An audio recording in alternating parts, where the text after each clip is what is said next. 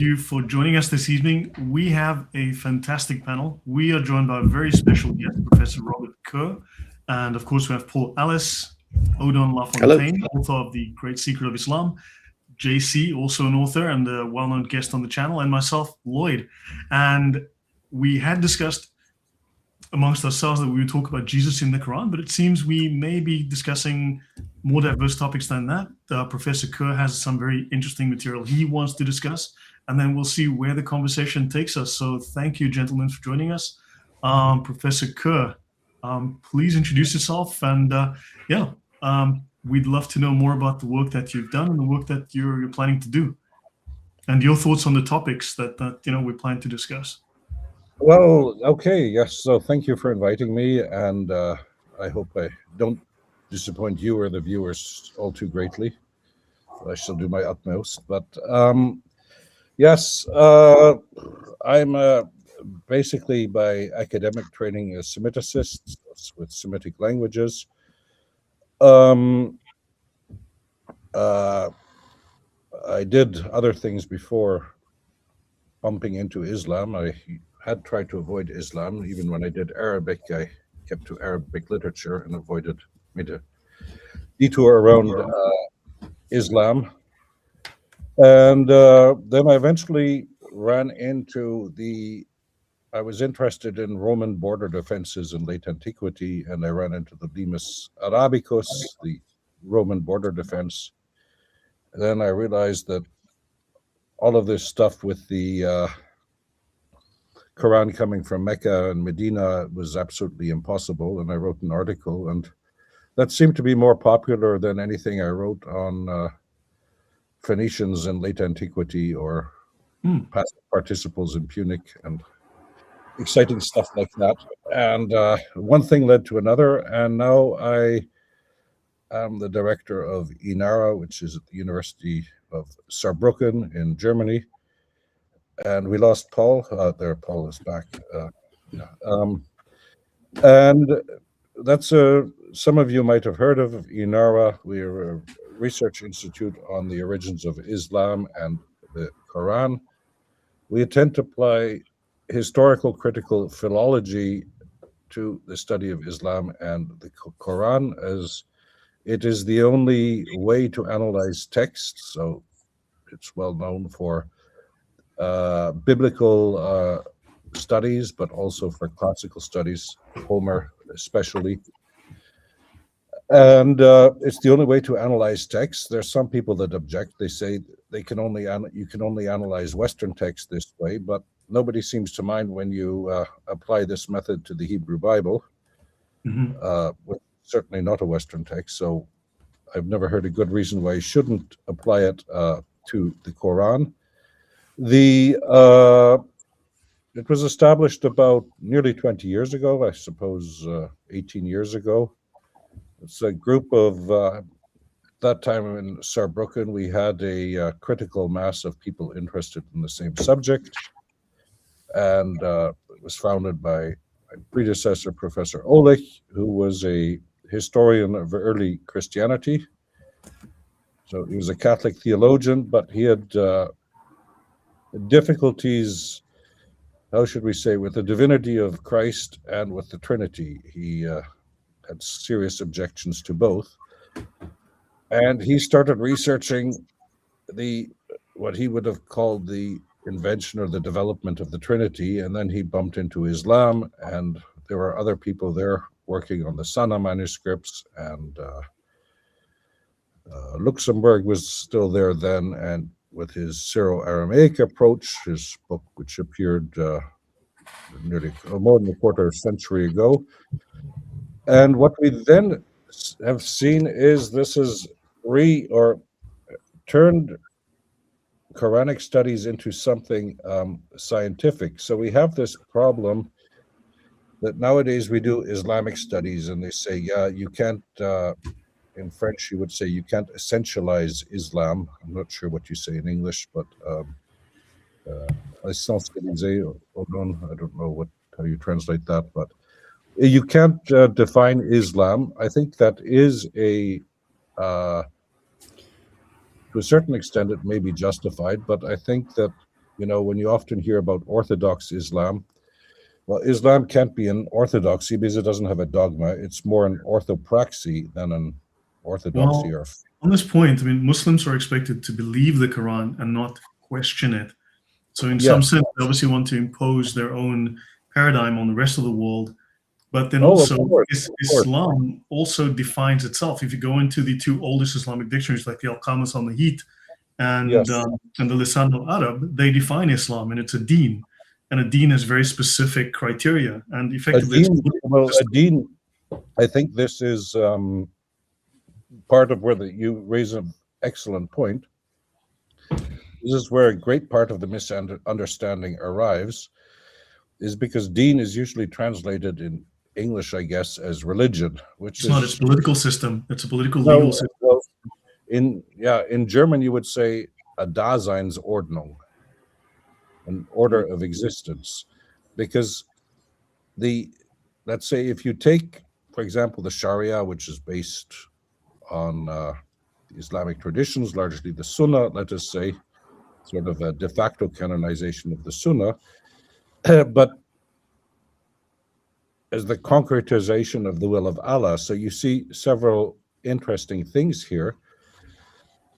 So first of all, I would say Islam is a religion of doing. So it's the 5 pillars, and it's not a religion of believing. It's not a fides in the Christian sense. And this is the problem that too many people have. Even people who are not Christian, they look at other religions, especially Islam, through Christian glasses. And this leads to skewed results. So when you look, for example, as the Sharia as the concretization of Allah's will, you see several things. That first of all, if Adam was already a Muslim and this is universal, it applies universally. You can say Judaism is a nomocracy, so you're Jewish by obeying the Mosaic laws, but they only apply to you if you're Jewish and not to the rest of the world. And the Jews never had any plans to conquer the world, contrary to what some people might claim without any basis. Right. But, they keep to themselves and mind their, and if you're Jewish, you stick to those laws. But Islam is universal. So it applies to all places and all times, since even before time, because according to the Islamic exegesis of the Quran, that all of the souls have professed loyalty to Allah before their temporality, before they were put into bodies, and so you actually only have Muslims and apostates. But the point being that this has several results. So to paraphrase Nietzsche, it is a bit beyond good and evil, because nobody would say that the Sharia is good or bad. It's just the will of Allah, which has to be carried out because it's the will of Allah. But this, you see, you don't have a distinction between what you have in Western tradition, in Judaism, Christianity, but even in the Greek and Roman legal systems, this idea of natural law. So you cannot, in Islam, distinguish between good and bad on your own. You need the Sharia. So this is a whole different thing. And then if you look at the Sharia, contrary to what most people tend to think, at least in my experience, is it's not a canon. Usually when people come up and they show me I've got the Sharia, what they usually mean, it's the Constitution of the Islamic Republic of Iran. But it's not codified. It's an endless ocean. But if you look at it globally, what we would say criminal law or something is only about maybe 20% of it. Most of it is ritual law. So when prayers are valid, how to dress, how to get out of bed. If I can perhaps add something here, my channel started specifically because I started reading every single Islamic Sharia manual that I could get my hands on. I have a collection of probably over 50 at this point, and I've read and I've covered them extensively. I have probably hundreds of hours of episodes on the channel just on the Sharia. Now, within Islam, you've got a corpus of law. This Sharia, it's a corpus of law which rivals Western law. And of course, they have courts, they have judges, they have qadis, and so on. And however, within Islam, you've got very specific rulings. For instance, if you look at, let's say there's a verse or two in the Quran that talks about chopping off of hands or whatever. Exactly. You go into one of the, let's say you go into one of the texts, and you'll have 50, 60 pages explicitly defining exactly when, where, why, how. I know. But within Islam, you also have various doctrines. Like you've got the doctrines of azima and rukhsa, and this causes deep confusion because you've got those who are supposedly extremist and they're not. They're just following strictly. That's azima. And then rukhsa are those who have been given dispensation. And in fact, they could literally circumvent, undermine, completely violate, contradict every ruling in Islam and still be a good Muslim because they are following the doctrines, because they are following additional doctrines like taysir and darura and other things, and practicing hiyal, which means they can deceive, they can do all sorts of things, which even though we would see this as deceit or, for instance, hypocrisy, no, they are being a good Muslim, they are doing this, and Allah still rewards them for doing this, even though it is eating pork or drinking wine or something for whatever reasons. So unfortunately, and then tomorrow they could flip and they could go to become azima again. So there's these doctrines which we don't understand, and there's this confusion about extremists, non-extremists, which causes confusion. But it's just they're following the doctrines. Oh, I concur entirely. I was sorry. I was trying to avoid going into too much depth right away. But no, I generally concur. But the point I just wish to make without going into the details, yes, certainly it is a bit the unjustified means if it's. Which is literally one of the laws in the Sharia. Yeah, one of the principles of the Sharia. Yes, indeed. And if it promotes Islam, certainly. But the other point is what one has to see. So we don't have a distinction between natural and positive law, which is also a huge distinction. Which is fundamental, I believe. Mm-hmm. Yeah, in fact, since you mentioned here, if you look at the pillars of the Sharia, you've got al-maqasid al-qadr wa asal, whatever. The aims are more important than the means. That is literally one of the pillars. Yeah. And al-darurat tubikh al-masurat, however you pronounce that, necessities permit the forbidden, and this is within the writing of Shar'ani in the Mizan al-Kubra, and this is very much part and parcel of the Sharia, and which is frightening. I mean, yeah. Well, I concur. My point was, without going into too much depth, was merely to point out that the legal system is entirely incompatible with with our legal system or with a democracy because of everything laid down in the Sharia. Just a little remark. You're telling Robert how incompatible it is with our Western views. Our views are based on Christianity, and Christianity is the total opposite of the principle you just put forth, yes. Lloyd. In Christianity, the means are more important than the aim. Yes. We cannot do evil in the name of a greater good. It is not Christian at all. And even in a post-Christian society, these Christian principles have remained. It shows us how incompatible until Macron became president. Sorry, Robert, didn't hear you. Until Macron became president, you mean? Yeah, for example. Yeah, or Trudeau. It is. Indeed. But but you're basically correct. So basically, let's to keep it simple. The an Islamic democracy would be what has happened in the past in, for example, Saudi Arabia or what have you, is that you want to introduce a law regarding seatbelts, and then they asked the ulama to find a justification, and there's a hadith somewhere that says that if you go on a camel trip, you should make sure you're well girded in, so you don't, if you fall asleep, you don't fall off or something. And this was taken to mean that even the prophet foresaw the wearing of seatbelts.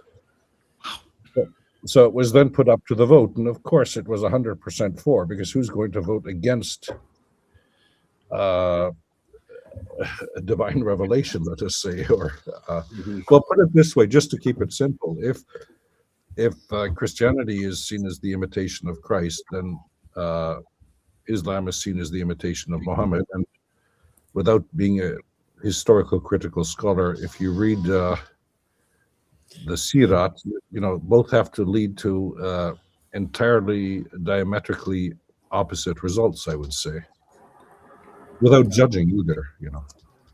I suppose anybody could judge for themselves. Right. You said the audience responded to your paper on Islam. Why do you think that was? What was the... Which paper? You mentioned you instead of writing about Punic grammar or something, you wrote something. Oh no! I wrote an article a long time ago, but it was why, linguistically speaking, the Quran couldn't come from Mecca or Medina. Right. And it's basically the buckle up, indeed.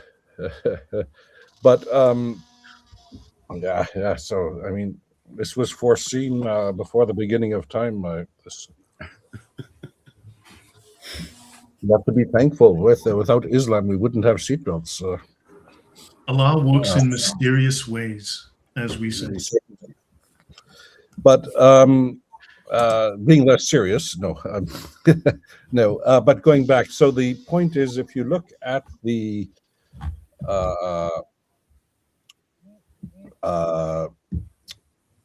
language of the Quran, and also the contents of the Quran, because how often is something, whatever it means, how often is an entity designated as Muhammad mentioned in the Quran?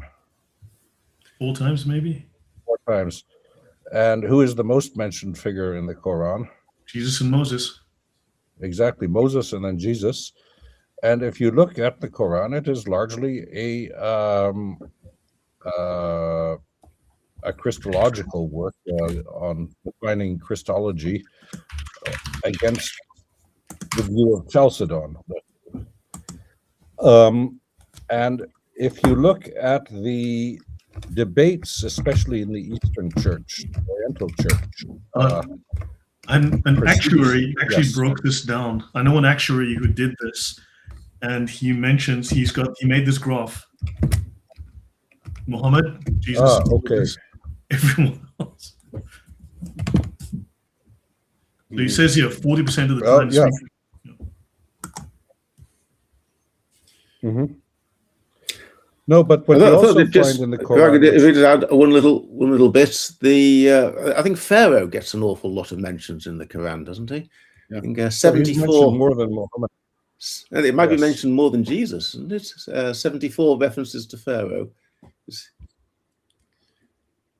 Yes, he's obviously a favorite character for the author. Well, one thing is also that if you look at the names in Arabic, they are, so it's clear that they're not based on a Arabic tradition of these names.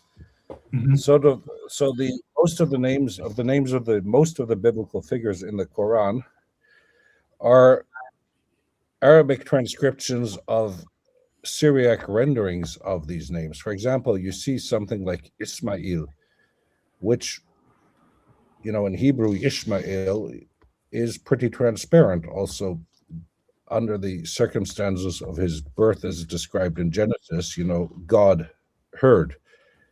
But if you look at the Arabic writing of this, it's clearly a transcription. I'm trying to make you the primary speaker, but I am not succeeding. Oh, no. We can share the screen. We can share the screen. We can. I don't need to look at myself too closely. but the point being that they're transcriptions, so it's not based on the Arabic tradition. It depends on the Syriac, the Peshitta, and as Luxemburg pointed out, that the reason why Abraham is now called Ibrahim in the Quran, he was of course originally Abraham, but they no longer understood the old Arabic orthography. And then you have funny things, for example, like Pharaoh, which is of course an Egyptian word. In the Hebrew Bible is transliterated pretty much correctly, not in Arabic. And you see, for example, in the Sirat al-Nabiya, the biographies of the prophets, you see this, for example, with Joseph. So it's not in the Quran, but in the Arabic tradition, where the guy that buys Joseph in Egypt is called, in the Quran, it's just Al-Aziz, but the mighty one. But in the Sirat of the prophets, he's called Kitfir, which is the same rasam as Potiphar, but they had no idea how to point the word. So Potiphar is an Egyptian name. Kitfir is just, do you have any idea what's there? Well, do something, put them, Arabic does offer a lot of possibilities on how to point letters. So it could be Potfir, it could be Potkir, or to take your pick. There's numerous possibilities. Then you have the large amount of that. All of the theological words in the Quran are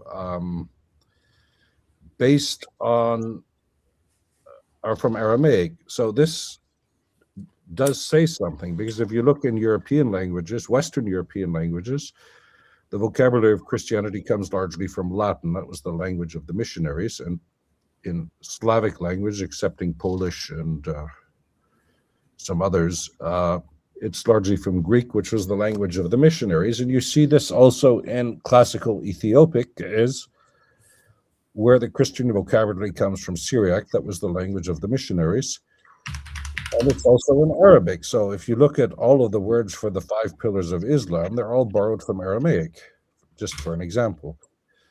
And so the question that I asked myself then, well, how do you, who in Mecca would have spoken Syriac, especially if you were an illiterate prophet?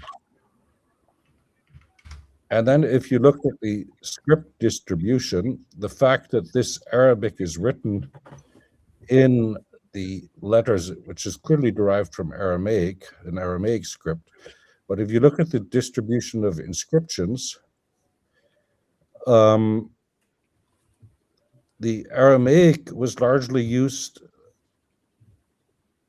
north of the Jordan, or to the other side of the Jordan, not towards this side of Israel and Syria and what have you. And only incidentally, at Ma'adin Saleh, which was a Nabatean entrepot, but not in Mecca and Medina.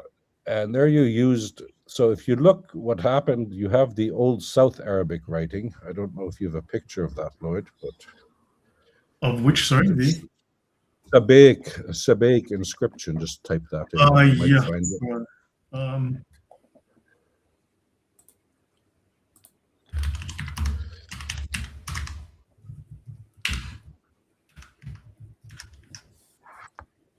Just anything you can find. I'm just finding it here. Just getting it up.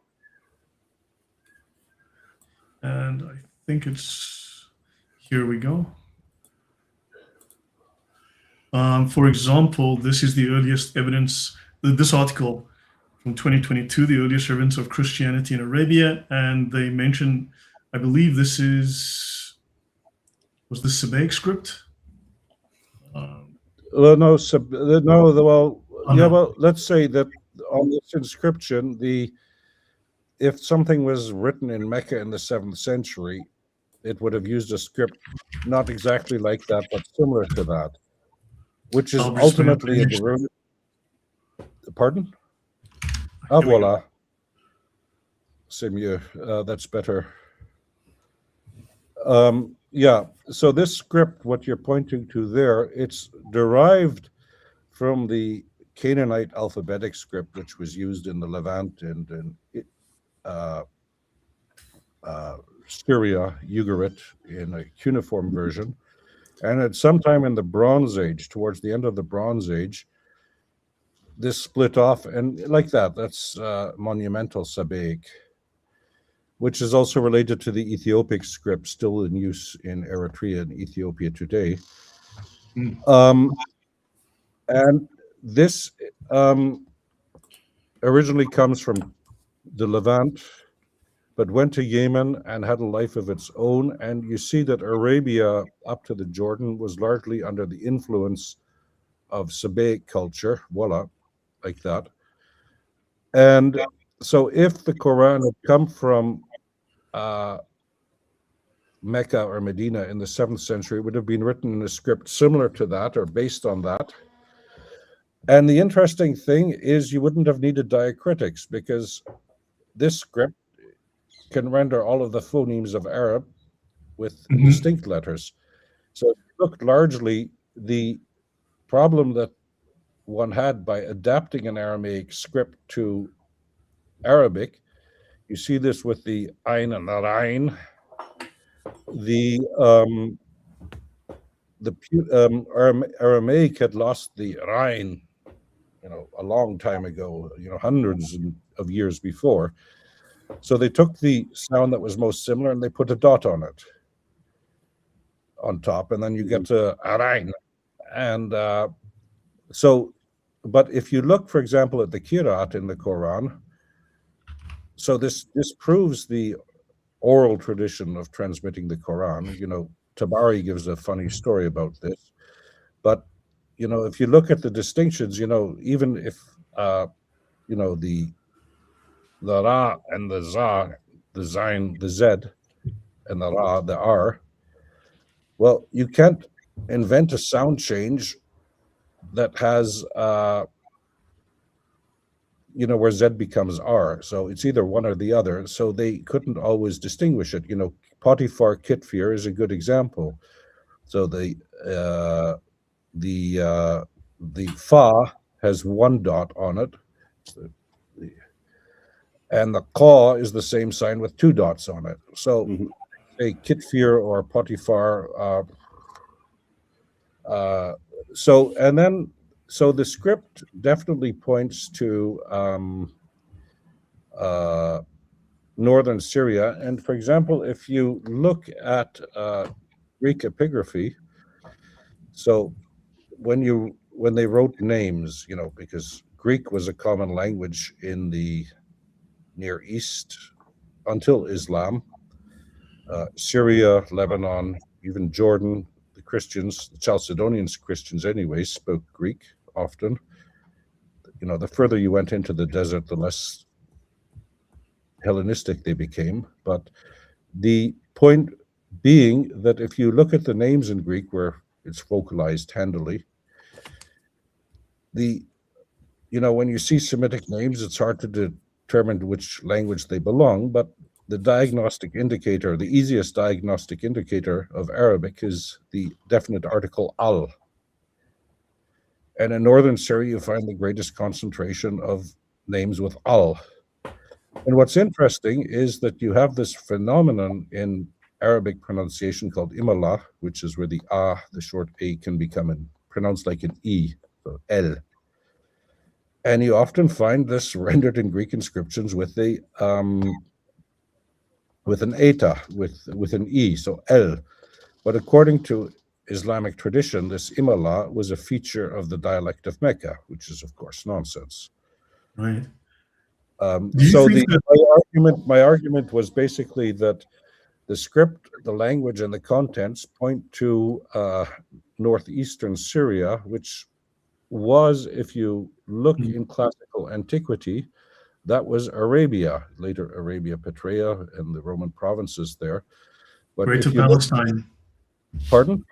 I think it was also like Greater Palestine, which they No, call it Syria. Palestine, this Palestine was only much later. Okay, with the That was Romans. after the Second Jewish Revolt. Lloyd, Syria, let me just jump in. Lloyd, I've sent you the link in the chat, in our private chat.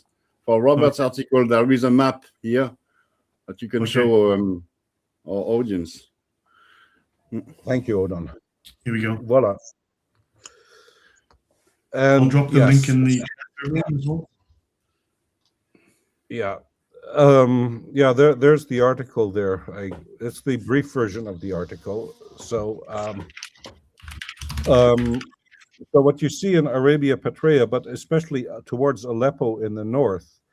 So if you look, for example, at classical geographers like Strabo and from the Roman period, Strabo, I think in English, and Pliny, the natural history, they all talk about Arabia being in the north. And when you look at Urfa, we've found Aramaic inscriptions that say Malka de Arab or Sultan de Arab, so the king of Arabia, of the Arabs maybe. And from Dura Europos, we've got a Greek inscriptions that mentions the Arche Arabes, so the head of the Arabs. So that's all in the north. So when you look at the map, Arabia Deserta in Latin, it means empty Arabia, deserted Arabia, maybe in English, means there isn't anything there. And then this part, the map isn't too exact, but I didn't draw it. It was drawn, but what's Arabia Felix is Yemen, what is meant. Mm-hmm. And the point being there is, Yemen was much like in history, was like it is nowadays. It was never very Felix, but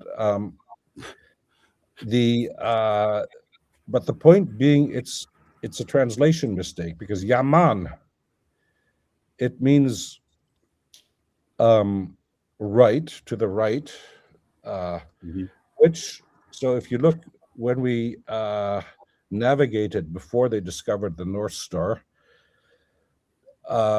you orientated, so you look to the east, ex oriente lux, where the sun rose.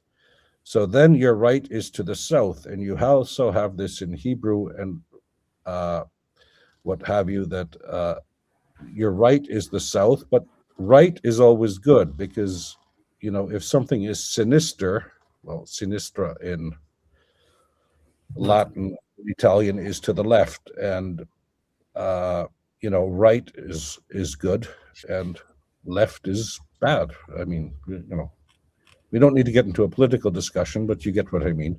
Yeah. So that's a translation mistake of the Romans. What Yaman means is to the south, the southern Arabia. But the point here, what one has to remember, is that what is Yemen was an exceedingly cultured area. The long history also with Christianity, but the point was, Christianity didn't arrive through Arabia Deserta. It arrived by the sea route, either by the Red Sea on the left or through the Persian Gulf on the right. And this is, part of the problem with Yemen nowadays. It is the difference, certain tribes have become Shiite and others have become Sunni. And Shiism arrived through the Persian Gulf, and Sunniism arrived through the Red Sea. It didn't arrive through the land route, because also, this is a problem with the Islamic narrative, is that by the 7th century, the trade was largely by sea, because the Romans had figured out the monsoon winds. Well, you had Paul, who was pursued, I believe, by the king of Petra because he spent time in Petra and he was preaching without a license, and they pursued him to kill him. And then, of course, but after Paul's conversion, the proof of this is that if you read in the book of Acts, after Paul's conversion, he goes into Arabia. Yeah, and then you have the also. But where he's going into that was Arabia is near Damascus, because he goes into the desert. So 1 second, let me look it You up. have the Ethiopians as well, the Aksamites, who very early convert to Christianity. Yes, but that was through Egypt and by the sea route. All right. Okay. 1 second, let me just look it up here. Let me find the Bible. Are you familiar with this work by Jeffrey, by the way? Pardon? Are you familiar with this work by Arthur Jeffrey? This is foreign. This dates from 1938. It needs a slight update. I've done a little bit of work on this, but this is the foreign version. I've written a long article trying to update to some extent. Odon has it. No, Aramaisms in the Quran. Aramaisms in the Quran, yeah. So according to Jeffrey, there's something like 55 languages represented in the Quran, which is very unexpected. Of course, you've got Syriac, Aramaic, you've got Hebrew, Greek, Ethiopic, coupled with Amharic. So you have a significant, and of course, Pahlavi Persian. So you've got these languages. Yeah, so the point here is, I think one has to, with all due respect, sir, analyze what Jeffrey is saying a bit more correctly, because, for example, the Akkadian, so in the time of the Quran, there is no Akkadian spoken anymore. So if Akkadian, ultimately Akkadian words entered Arabic, they came through Aramaic. And the same applies to, go down on your list a little bit, please. Amharic. So Amharic didn't exist. And with Egyptian, you have Egyptian and you have Coptic. Well, Egyptian wasn't spoken in the 7th century, so if anything, and of course, Coptic is nothing else but Egyptian, just written with Greek letters. So you have to be a bit more careful with this. No, I just took what he said. I just took what he had in his book, and I just made this table out of it, this Excel sheet. So yeah, but what I mean is there are but the point is you have to distinguish between the origins of a word. Right. So, for example, if you take something just falls into my mind, so if you look at our word sesame, you have it also in Akkadian, shimshamu. And it's not an Akkadian word, it comes from somewhere else. It's a term that wandered with the product. So you could say that probably sesame comes to us from Akkadian, but it's not directly an Akkadian loanword, because it went to Aramaic and then to Greek and to Latin, and then it eventually came to English. So you have to distinguish between the origins of the word and how it got into Arabic. Right. May I ask a question about this topic? So, am I right in thinking?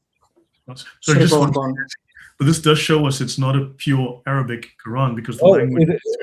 Certainly, I concur. The basic tenet. So Jeffrey's work is brilliant, and it needs an update, and I tried to update it somewhat. And Odon is blackmailing me to write a new version of that, which I am in the process of doing, but it takes time, among other things. But it's something I intend to, I hope to do. Sounds good. So this is all very interesting. It needs a update, but so the point you raise is valid. And sorry, JC, I'll shut up in a second. But the point being that if the Quran came from Mecca, besides, so as I said, the language of the Quran points to northern Syria. The script of the Quran points to the same place. The contents of the Quran, so if you look at the Christological controversies at Tur Abdin and other places among Arabic theologians,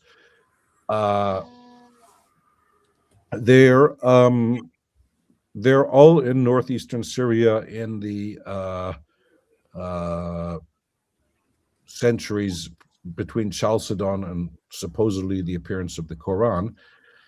They're debating this, and there's just a point that has to be remembered. When you say Nabatean and Aramaic and all of these people, one must remember we're not talking about Aramaeans here as an ethnicity. This can be confusing. So Aramaeans, they did exist, and they were largely deported like the 10 tribes of Israel into Mesopotamia. And at a certain stage around the 8th century, 7th century BC, Aramaic became the administrative language of the Assyrian Empire because cuneiform was too difficult. And in the 7th century, you see this in the library of Assurbanipal. So he collects this huge library of cuneiform texts, Gilgamesh, and all of the famous myths and eposes, and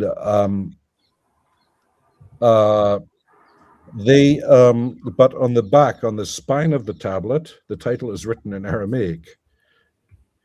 And you see this in the 8th century, when the Assyrians do a conquest. I think it's Salmanaser V is the first time it appears. There's a famous stela in the Louvre where, so usually, the Assyrian soldiers pass by with all the heads they've cut off, and and there's a scribe there telling up how many heads have been cut off, because you're Assyrian and that's what you do. And by the time of Salmanaser V, if I remember correctly, you see 2 scribes there, and they're both seated differently, and one has a scroll, and he's clearly writing it in Aramaic. So you see that Aramaic becomes the administrative language of first the Assyrian, the Neo-Assyrian Empire, then the short-lived Neo-Babylonian Empire, and then in the Achaemenid, the first Persian Empire. And what one has to remember, like with the Achaemenids, this is the royal householder Achaemenids. It's not a huge movement of population. It's sort of under new management, let us say. The top changes. But they administer, and then after that with, yes. After that, then you get these Middle Aramaic dialects, and what one has to see in the Syro-Levant, what's now Syria, Lebanon, Mesopotamia, Iraq, Jordan, what have you. The Aramaic was the written language. It's a bit like in Europe during the Middle Ages. Everybody wrote in Latin, but nobody had Latin as a mother tongue. Mm. It was largely the written language until the Reformation.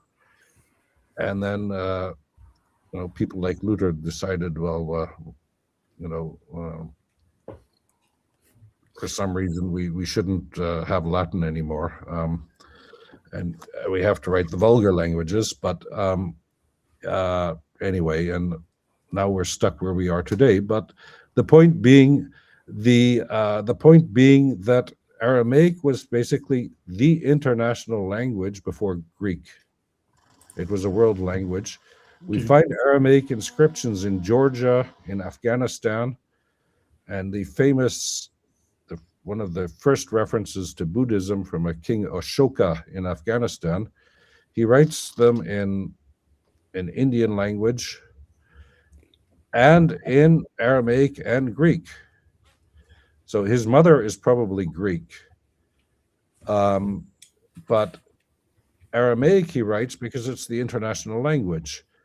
And you see this, for example, with the Nestorians. After they were condemned for heresy, they cross the Euphrates, and they have a great career in Persia, in the Sassanid Empire, and they basically go all the way to China. And that Odin knows more about that than I do. But so Aramaic was the international language, but in the Middle East, it was the liturgical language of the church. But the people who, let's say in Syria and Jordan, Lebanon, who used Aramaic were ethnically Arabs. That should be remembered. Mm-hmm. So when we talk about Nabateans, these are Arabs, but they write in Aramaic. And what you see sometimes in Nabatean inscriptions when you read them, so the names are Arabic, and there's a lot of Arabic loan words in there. And sometimes,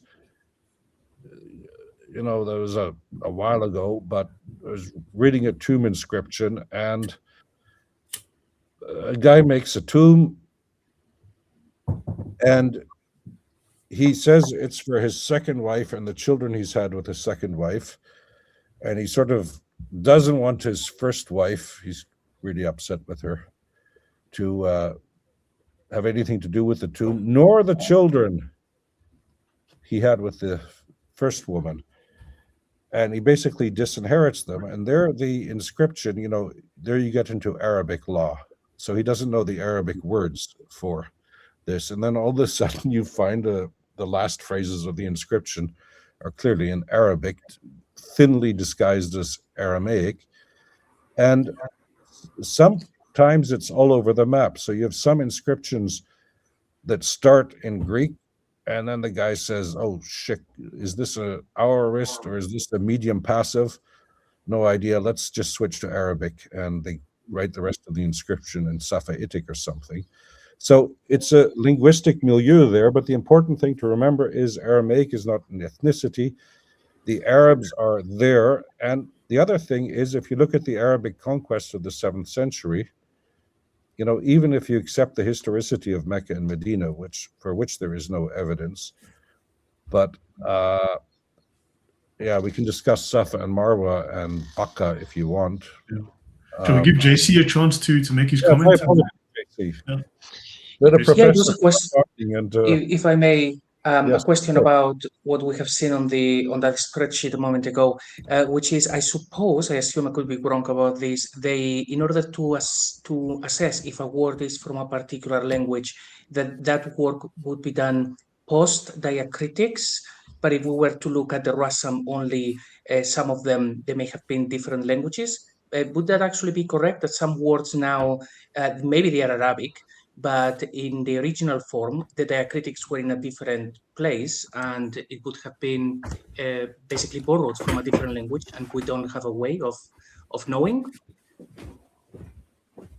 Oh, in some cases, there are words in Arabic that we don't really, in the Quran, which we don't really know what they mean, and you can point them differently, and depending how you point them, because it's clear that, so even if, as I said, you look at the Qira'at, the Qira'at basically implies that there's several hundred canonical readings of the Quran. And, because all of the canonical readers have students who have students and what have you. Yeah. We had Hatem so there's no yesterday. She's got 37 in her possession, 37 different versions of the Quran. Yeah, so you shouldn't exaggerate too much, because if you look at a critical edition of the New Testament and the textual variants, there are variants, but we're not speaking about differences, because anything written not from a printing press or photocopied will be different, but there are clear examples of he did this, she did this, this was done to them, they did this to other people, which are clearly not the same thing. Oh, I concur. And you have this, for example, in Surah Tawbah, Surah 9, where without going into Arabic, but you have where those who die on the path of Allah, but you also have a Qira'at from Qatallah, where you just vocalize it differently, and then it says those that exert themselves Qutila on the path of Allah. So do you need to die, or you just need to go out to fight? Yeah. So there are so JC, you could, if you wanted to, probably develop an algorithm to calculate to present all of the possibilities. If you just take the Rassam and all the possibilities of pointing and all the possibilities of vocalizing, So, because it's clear that the early Qurans were not neither vocalized nor pointed. So there must have been a reading tradition, but it didn't last long. Otherwise, you wouldn't have the qira'at. And secondly, so what Tabari has this really humorous story where he says the first written Qurans were pointed and vocalized and what have you. And then they got rid of it so that everybody could read the Quran in their own dialect. So obviously Tabari is aware that the old Qurans don't have pointing and vowelizing and what have you, and he has to invent an explanation that sounds convincing enough. Mhm. But the point is, your graph taken from Jeffrey, I don't want to micro-criticize it, but the point is well taken. So the question that you have to ask yourself, where do these loan words come from if you're in Mecca? So how many people spoke? So Syriac and Aramaic are basically the same language too, I should note. And everything that's Hebrew came to Arabic probably through Aramaic. The best example is, for example, the fasting in the 5 pillars, Psalm, because, if it was from Aramaic, it would have to be Taum. And what one has to remember is that the Peshitta was a Bible translation translated in Syriac, so a Christian dialect of Eastern Aramaic.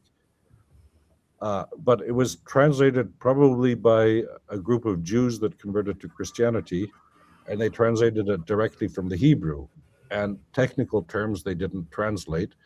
So Hajj, the pilgrimage, is the best example. Because in Judaism, in Hebrew, these are for the pilgrimage festivals going to Jerusalem. So Passover and Sukkot and what's the other one? I forget. But something I'd love to speak about in the future. It's been a while since I wrote the notes, and I need to refresh myself. So I could speak in error, but somewhere in the 7th century, 6th-ish century, because I've spoken with Odon and the guys about this. Somewhere around Kufa, there were these schools where they were vowelizing the Arabic script, but at the same time, there was a whole process where the Hebrew was also being where the Masoretic text was being edited. So you had the vowelization and the pronunciation added to the Hebrew. It was a parallel project. I wouldn't say it was probably in Syria somewhere, in Damascus or Aleppo. So this is what is interesting. Your point is well taken. So the point is this starts with the Karaites. No. But you have the Karaites also heavily involved, and they were also translating everything from Hebrew into Arabic using Arabic script. So there's influences there as well, which one needs to look at more closely. Yes, but the point is that, for example, if you look at the Jewish Masoretes, so the point being that Hebrew had ceased to be a living language. If you read the Mishnah already, you have this passage in the Mishnah where they're debating the meaning of the Hebrew word, because they're speaking Aramaic largely, and even though the Mishnah is written in Hebrew, but it's scientific language, Latin, and like Latin became. And then they're debating the meaning of a Hebrew word, and then they say, well, get your cleaning lady in. She's from Galilee. And that was in the 3rd century, the only place where they still spoke Hebrew, apparently. So the Masoretes were canonizing the liturgical pronunciation of Hebrew, and then the Syriac Church also started doing the same thing with the Peshitta, and you have 2 different vocalization systems, the Eastern and the Western tradition in Syriac. But it's also the idea that the consonantal text can't be touched, but you can add vowels and diacritics underneath or on top of the letters or in the letters, like the Dagesh in Hebrew. And you then see the Arabs at some stage, or the people with the Quran, let us say, jump on board at some stage. And you are right, there is a certain interaction, because if you look at the fatha, the A in Arabic, the dash on top of a letter, well, it's a closed A vowel, and in Hebrew, it's a stroke, it's a dash underneath a letter, and it's called the patah. And in Aramaic, if I remember, in Syriac, if I remember correctly, it's called the patucha, putuchu, patucha, something. How depending how you pronounce Syriac, but patacha, basically originally, it's the same vowel. So they basically it's called the same thing to designate the same thing. And there is a theory going back to the German Paulkala, Masoreten des Westens, the Masoretes of the West. And where he points out, so if you look at the transcription of Hebrew in, for example, St. Jerome and other places, you see that the gutturals and the laryngals were no longer pronounced in Hebrew. So if you look at St. Jerome and the Hexapla of Oregon, and all of a sudden in Masoretic Hebrew, you've got the chet and what have you is pronounced, but then you have the patach furtivum, which is an unaccented epenthetic vowel, and the idea of Paulkala was it's written not underneath the letter, but to a bit of the right of the letter. For example, spirit, ruach. So it's ruach. The accent is on the U, and it's just a short A, and the A is written to the right of the chet, not straight underneath it. And the idea is this is a reminder to pronounce the chet, because they were no longer used to doing that. And there, so you see the influence of Arabic. So yeah, you are right. They are all doing the same thing together. I think and this was under the Abbasid control, but it's just that just one slide from a whole series I did, and I'm not as knowledgeable of the topic as you are, and so I rely on the slides and different papers. But there are many papers talking about the Mutazilite influence on the Karaites. And the Karaites, with their affinity, shall we say, with Islam. In fact, some people called them Islamic Jews, right? They were called Islamic Jews, and they emancipated themselves from the rabbinic tradition, and they interpreted the Bible using new methods influenced by Islam. But that tradition, that influence rather, didn't seem to go just in one direction. So there was a lot more cross-pollination. So Islam and the Quran didn't develop in isolation. Clearly, there was some kind of copying going on. I concur. So the problem is that our designations of Christianity, Judaism, and Islam, this is, we're talking 1,500 years later, let us say, roughly among friends, that these distinctions weren't always clear, as clear-cut as they would seem. So even if you take, for example, the little pharmacy of Epiphanius of Salamis, the Panarion, when he talks about heresies, well, he's being, very Aristotelian with his categories, how he arranges them.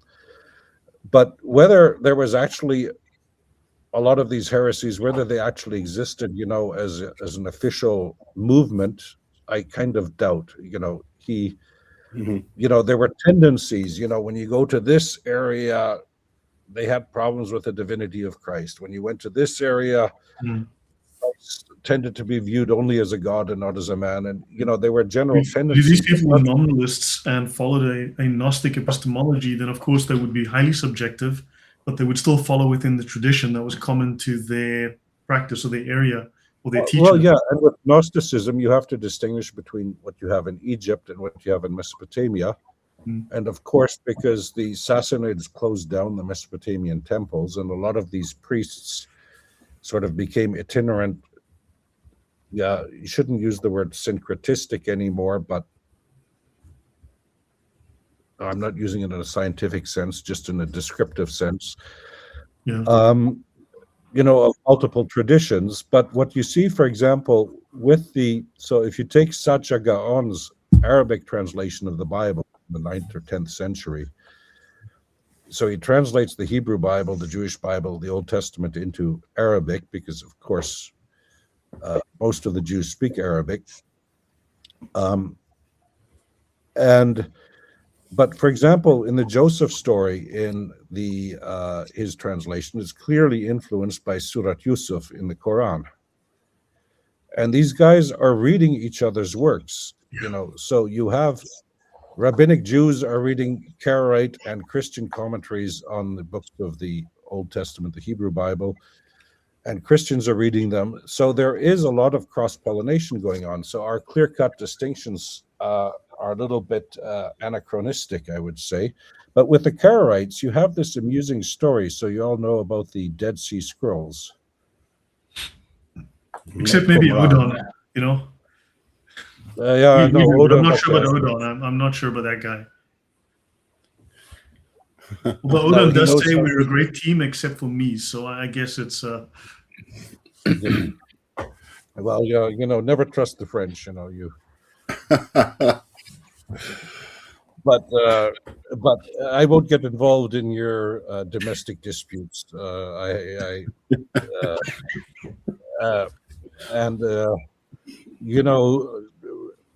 Odin is one of the few rugby players that are bigger than me. So, and I have to go to Paris again, and he waits for me at the Gare du Nord with his friends, and but anyway, and the British Expeditionary Force doesn't come, so I have to be nice to Odin, but right. Yeah, but anyway.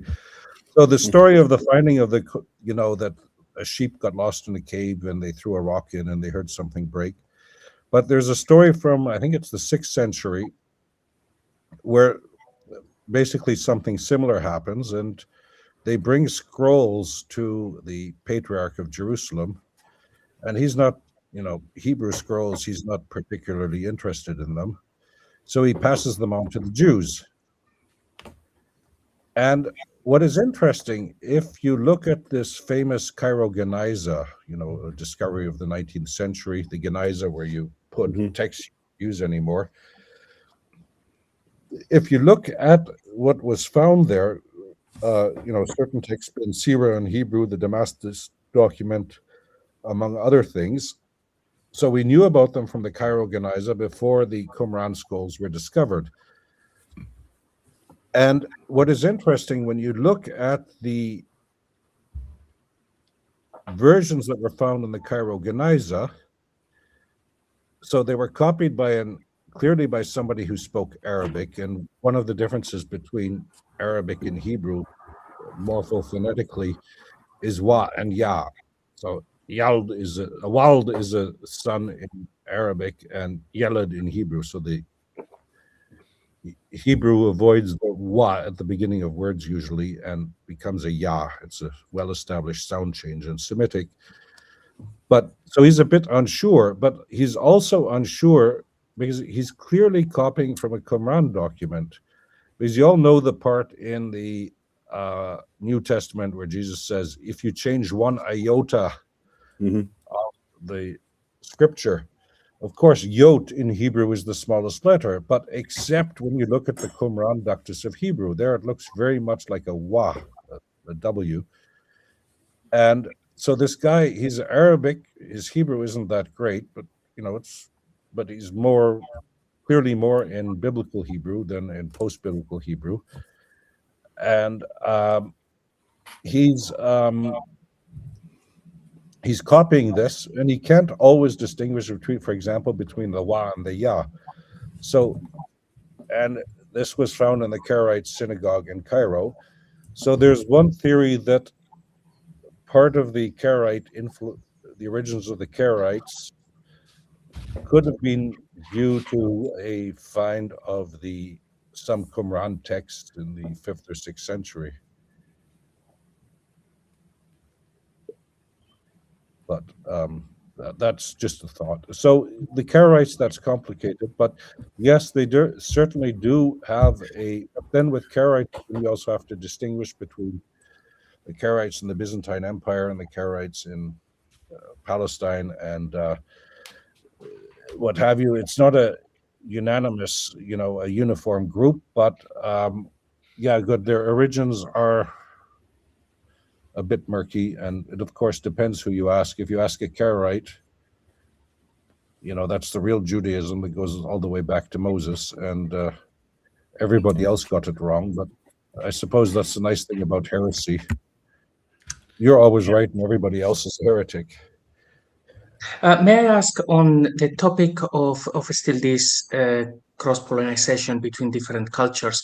I mean, we see things in the Quran, such as it tells one of the stories of Moses, I think it's in Surah 28, that it says when his 2 terms had elapsed, then he's on his way back with his wives, which is actually not his story, it's the story of Jacob.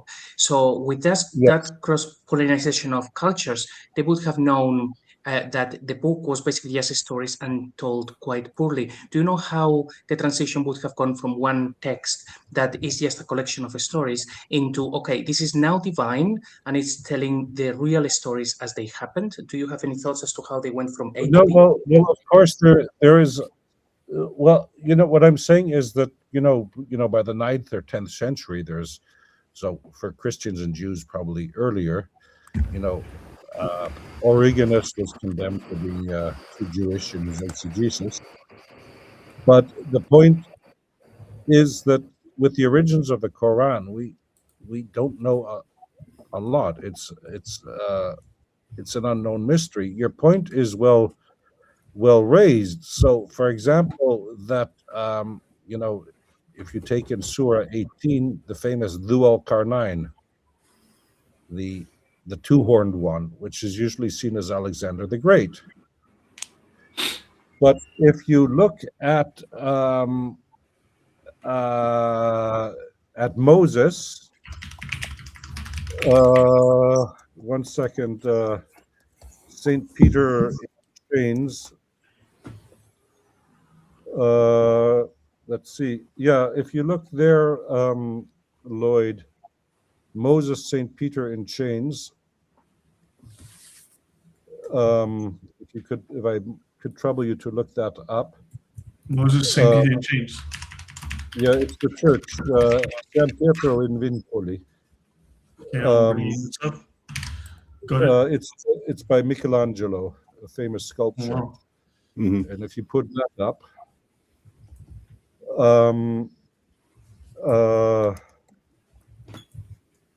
you find a better copy.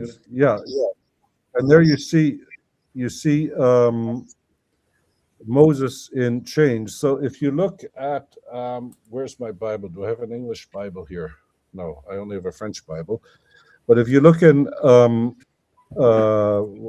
look it up online. Exodus 34, I believe,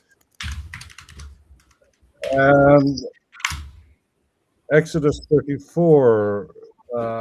One second. It is. I need it. I don't need the Jehovah Witnesses translation. Voila. In KJV or? Yeah, no. In the 1 second. I don't want Bible study questions. Just give me the Bible, man. Oh yeah. And Moses 29, and when Moses came down from Mount Sinai with the 2 tablets of testimony in his hands, he was unaware that his face had become radiant from speaking to the Lord. Mm-hmm. That is, I don't know which Bible translation that is in English. NIV. This one is NIV. But, yeah. Is that NIV? Yeah, this is NIV. It's just the default that came up. Okay, what does it say in the NIV? When Moses came down from Mount Sinai with the 2 tablets of the covenant law in his hands, he was not aware that his face was radiant because he had spoken with the Lord. So basically the same as yours. What verse is that? My Bible is going all over the place. 29. 29. Okay, now let us then go to the Hebrew.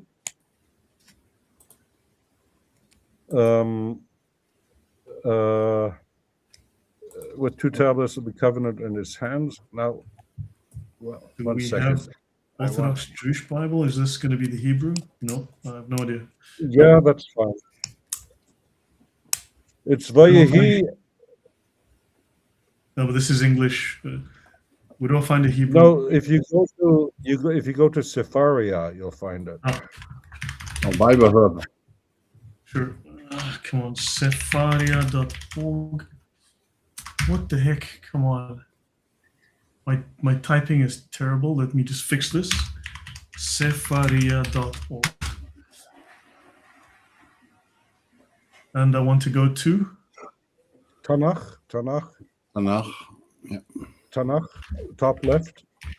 No, top left of the thing here. Just do it here. Okay, Tanakh, yeah, fine. And then Exodus on the right, and then 34. Again, okay. 29.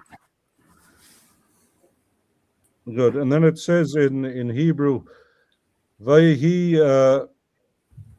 beredet Moshe mehar Sinai ushne luchot ha'edut beyad Moshe. He's got the tablets of stone.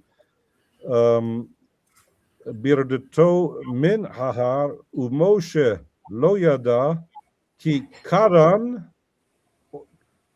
or panav bidavro ito. So he didn't, what it says there literally, he didn't know he had horns on his head. Oh, wow. And if you then go to Exodus 34:29 in the Vulgate, the Latin.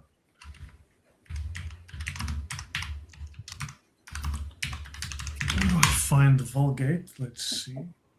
Yeah, it's the only real Bible translation. But comque decenderet Moises de monte Sinai tenebat duas tabulas testimonii et ignorabat quod cornute esset facies sua ex consortio sermonis domini. He was horned, quod cornuta esset, that he was horned. This is where Michelangelo gets it from. So the point is the dual carnine. So if you look at Bible translators, and especially biblical lexicographers, this is also cross-pollination at its best. So you had a very brilliant German Lutheran Hebraist in the 19th century, Gesenius. He was brilliant, but even Homer sleeps sometimes. And he didn't like the idea of having horns. So he found in pre-Islamic Arabic poetry, and it's also used one time in Haggai, I think, karan is used as a verb to indicate the first sliver of the sun at sunrise. It looks like a horn, the first so sun. Duka name doesn't necessarily come from the Alexander Romance. Maybe portions of it are borrowed from the Alexander Romance. But you could make the argument. You could make the argument here that it's still referring to Moses. It doesn't need to be. That is crazy. But this is then going to JC's question. So something went different in transmission, but then you could ask yourself how this is revelation, because if you look at Surat al-Kahf, the Surat of the cave, which is of course the legend of the 7 sleepers of Ephesus. Well, why would that need to become a revelation? Because it was a folk tale that was well known. There are dozens of those. Paul, you're sitting there so quietly. Do you have any thoughts you want to add? Yeah, I've got a few questions, but actually, on the Dul Carnain point, I have a thesis on this, that the Quran author, well, go back a little bit, that Heraclius had, borrowing from Stephen Shoemaker's book, The Apocalypse of Empire, that Heraclius had presented himself as the last emperor. He thought his defeat of the Sasanians was the beginning of the Golden Age and the defeat of Gog and Magog and so on. And he had produced this work, the glorious deeds of Alexander, to basically big up himself, as put himself in the role of the last great emperor. And the thesis originally comes from Reining, who did a lot of work on the Alexander romance, and it's basically a hybrid of Daniel and Gilgamesh epos, and so it is imperial propaganda. I concur. And so the Daniel point, of course, very good, because because Alexander the Great appears in the book of Daniel as a ram with the two horns, butting away the Medes and so on. So this idea of Alexander having two horns was already there back in the Hebrew Bible. It was already there, but the point is, if you look at Mesopotamia, and this is where you see where the problem. So if you type in the Lloyd, the Naram-Sin stela, Naram-Sin, Naramsin,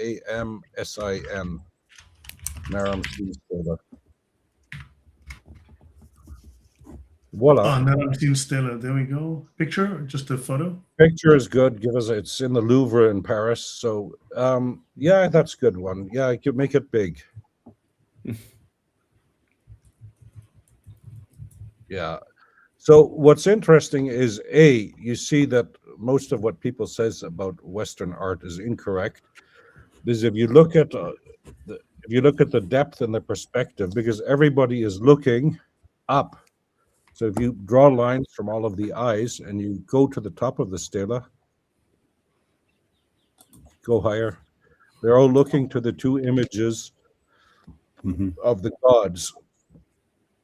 And but that's beside the point. But the guy there on the left, the bloke there, that's Naram-Sin, the grandson of Sargon. So we're the first Semitic empire in Mesopotamia, let's say roughly 2200 BC, 2300 BC. Mesopotamian dating is a bit, but sometime in the middle of the second half of the third millennium. So he's got a woolen hat on, which is the symbol of royalty. He's a king. They wear woolen hats, and maybe that's why woolen hats are back popular today with hipsters. But but he's also wearing he's got two horns sticking out, as you see, and this is the apotheosis. And this is, of course, why everybody doesn't like to translate Moses as having horns, because it implies that he somehow became a divine in which would sort of defeat the purpose of monotheism, I suppose. But don't quote me. But the Sargonic, which is the first Semitic empire they replaced the Sumerians for a while. They made this huge empire into Syria and elsewhere. But these were the first kings. So when you write uniform, that's the writing you see on the right. But you also use categories. So if a person's name, they'll use the sign Lutu, which means it's a man, and if it's a god, they'll use the sign Dingyr to indicate it's a god. And Akkadian kings were divinized, and they became gods, and the horns are the symbol of their divinity. And this is, of course, what Alexander was hot on. But this goes back again. You can go to the Yemenites, you can go to the Sabaeans. They have similar iconography, the idea of the horns. Of course, but where did the Yemenites get it from? So if you look at from the Babylonians, came from that part of the world. Yeah. Because one thing is, so if you look at the recent archaeology of Oman and the Emirates, they've been finding a lot of Mesopotamian temples from the third millennium. And of course, this makes perfect sense because Mesopotamia is good for farming and for sheep. Yeah. But they don't have any stone, which they need to import, and they don't have any metal, which they need to import, and they don't have any wood. So one of the first episodes, so before the Gilgamesh epic became an epic, it were in the Sumerian tradition, it was short stories, and then a Babylonian scribe much later turned it into a 12-tablet epic. But the first thing is that he goes up north to get cedar. He goes conquering with his buddy to get cedar trees because they need it. So of course in Yemen and in the Emirates, sort of on the rim of Arabia there in the south, and we know in the third millennium, already at the beginning of the third millennium, Sumeria was trading with the Indus civilization in India. The Harappans, Mohenjo-Daro, the Harappan civilization. So what I mean, it's all connected. Let's just keep it that way. Even the religion of Yemen. If I could just scroll back and complete my thought on this. So Heraclius is using the story of Alexander for imperial propaganda, the people who imprisoned Gog and Magog, who in this version of the Sasanians, and by his defeating the Sasanians, that makes him the last great emperor. Muhammad, who by the way, also I think sees himself somewhat as an Alexander kind of figure because of Safa and Marwa, and the word Safa particularly has this association through Josephus with the surrender of Jerusalem to Alexander by his high priest, which is pretty much what Muhammad probably wanted to happen in his case. But the Muhammad wants, or the Quranic author wants to tap in the story of Dhul Qarnayn. He wants to tap in to this imperial propaganda that is out there, but he doesn't want to name Alexander because Alexander is a pagan and is not a biblical character, and he doesn't really like this. So he tells the story, but he implies that it's Moses. He uses this ambiguous phrase, the two-horned one, which fits Alexander, but it's quite clever. Also conjures up the idea that it might be Moses because Moses is depicted in art and so on with two horns. But in Christian tradition in late antiquity, that Alexander was sort of made retroactively a Christian, kind of. So because the empire of Alexander was considered the ideal state. Yeah, I'm not sure that the Quran. No, I'm not talking about the Quran, but might have bought into that. They might. The guy was quite old school, I think, in some ways. No, but the point, the important point, I suppose, to maintain here, you are correct with the Alexander legend, and this is inspired by the Quran. But then this poses. Oh no, the Quran was inspired by the Alexander legend. Sorry, I have to formulate more clearly. My apologies. The point I just want to try to make: if the Quran came from Mecca and Medina, who would have understood this analogy? So the point is, the Quran is a product of the periphery of Hellenistic Syria, the Roman. It's clearly a product of the Roman Empire, and this is what you see with all of the Christian descriptions of Islam, from the 9th, 10th century onwards. They all call it a heresy. They don't see it as a new religion. But this poses another problem for Mecca and Medina, because if Islam originated there, why would it be seen as a heresy? Because you can only have heresy inside the Roman Empire. Look at the Nestorians. After the Council of Nicaea, they quit Dodge, they crossed the Euphrates, and they have this great career spanning centuries all the way to China. And there's nobody to bother them, because you only have orthodoxy inside the Roman Empire, imperial orthodoxy. So it would not have been, if it had been in Mecca and Medina, it would have just been I think, as our friend Gallet would say, a post-Christian spin-off, and have gone its own way. and how would it have gained traction? So it's clearly a product of Syria, which had been part of the Alexander's empire and part of the Roman Empire. It was thoroughly Hellenized.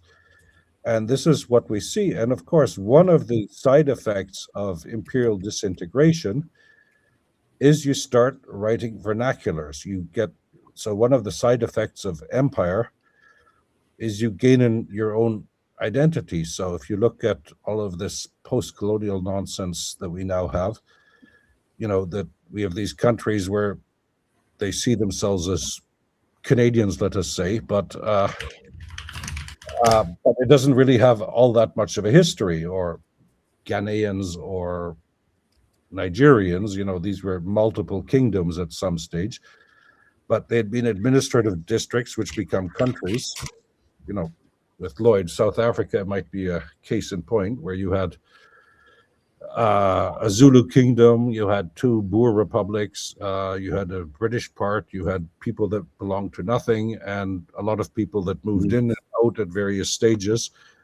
But now you've got this idea that we're South African, which is a product of the, for better or worse, of the British. I would say for the better, but anyway, that's my personal opinion. But yeah, we're a product of a territory, I guess, but then there's so many divisions, or shall we say distinctions for now, within the country as well. But the point here being that that this area was thoroughly Hellenized, and if you see the contents of the Quran and the biblical allusions, as I said, the seven sleepers and all of the other stories that have crept in, it's clearly a product of a literate people. I mean, these are theologians at work here. This is not an illiterate spediteur, a caravan dude, musing on God in his spare time and talking with Gabriel. And if you want to understand the classical Islamic story of how the Quran was revealed, just read Daniel 9, where Daniel talks with Gabriel, and you find all of the essential components there. And also you find there that in most of the Bible translations, it's that for thou art greatly beloved. If you look in the Hebrew, it's ish kamudot, so basically saying, because you are a Muhammad. So the root Hamada, Muhammad, where Muhammad is derived from, is clearly Hebrew in origin. It's not an Arabic term. That's a very interesting point about Daniel 9. I wasn't aware of. There's a heresy called. You knew about it, Lloyd. Maybe I did. I can't remember everything. But have you heard of the Ultrasites or the Alkasites or the Halkasite? Because we spoke about it on the channel. There was a group from Iran, effectively today. Alkasai was a man who was visited by an angel and given a book. Sound familiar? So he was given an angel, and there's so many parallels with the story of Al-Chasai, how he was given a book and sent off as a messenger, and the nature of the angel and the message and so on, and some of the practices and what Muhammad did. There is such a parallel. They're not identical, of course, but there are incredible parallels there. So, and these guys were basically an offshoot. They were basically heretical Jews, but like seriously Gnostic, heretical. What's the other thing? Not Gnosticism, Hermetic. They were sort of Hermetic, Gnostic, Kabbalistic, Jewish heretics. But their parallels with Islam in many ways is very interesting, and they borrowed heavily from the Hebrew text. So that's interesting. Oh, yeah, it's interesting. And of course, I mean, this is, talking with angels and getting stuff revealed by angels. Of course, this is a great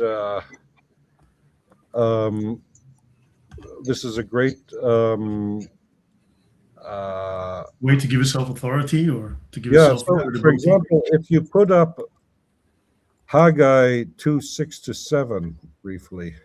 Okay, give me a second. Let me go find that.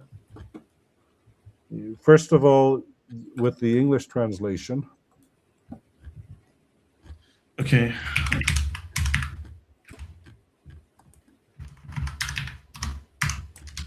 Yeah. Oh, sorry. What the heck? Haggai 2:6. Here we go. Yeah. Okay, that's good. Okay, then go to the next verse. I Here we go. Okay, 2:6 to 7. This is what the Lord Almighty says: in a little while I will once more shake the heavens and the earth and sea. I will shake the nations, and what is desired by all nations will come, and I will fill this house with glory, says the Almighty. So this is usually taken by most modern interpreters to mean that the Temple of Ezra wasn't quite as magnificent as the Temple of Solomon, but one day it'll be pretty cool. So if you then go to the Hebrew, I need to go to Safari again. Okay, yeah. I use Bible Hub. Okay, Bible so where do I go? For Haggai? Tanakh again. Tanakh again. And then go down. You go down because it's the latter prophets. Haggai. So, yeah, 2 and 7. 2 and 2 6s here. Yeah. And good. And so then you see where you have in 1 second. I'm doing something wrong here. My wife tells me that a lot. Hamdat, it's just above things. The precious things. It's the word Hamdat here. Yeah, the Chemdat Hagoyim. Chemdat Hagoyim. Above things. V'hirashti et kol hagoyim uva'u chemdat kol hagoyim. So this chemdat is, of course, the same root as Muhammad. And what is how do they translate it in your translation? Where are you? The precious things. The precious things. So now go to the Vulgate again of Haggai 2:7.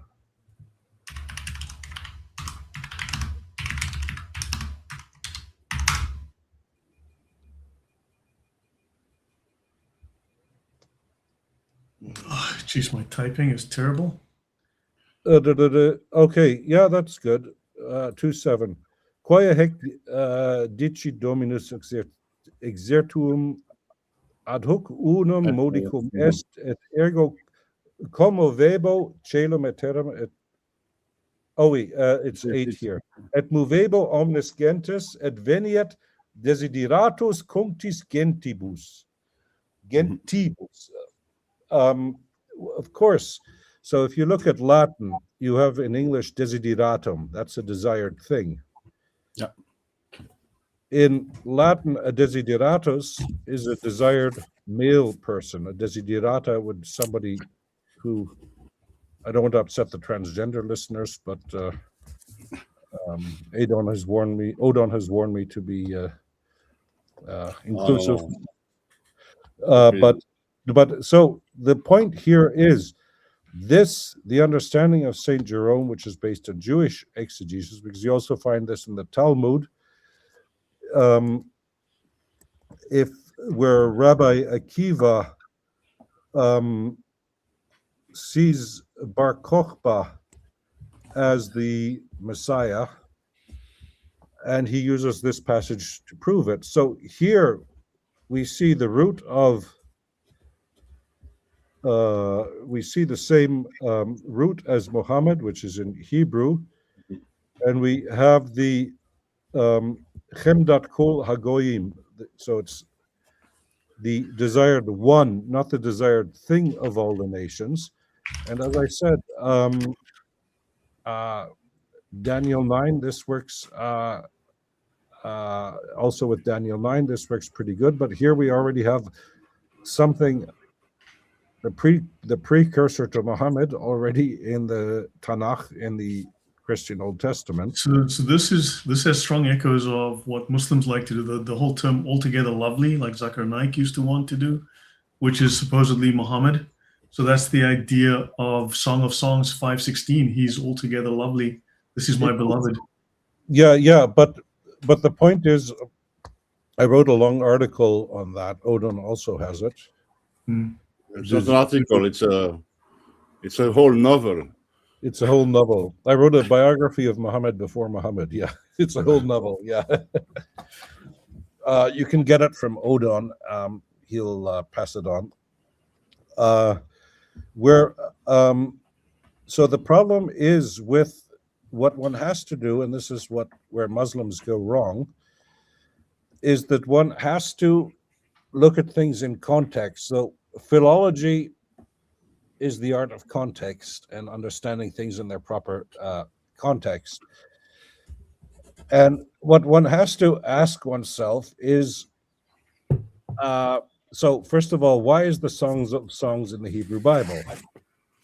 You know, modern exegetes say, yeah, you know, people like to have fun and a little bit of romance,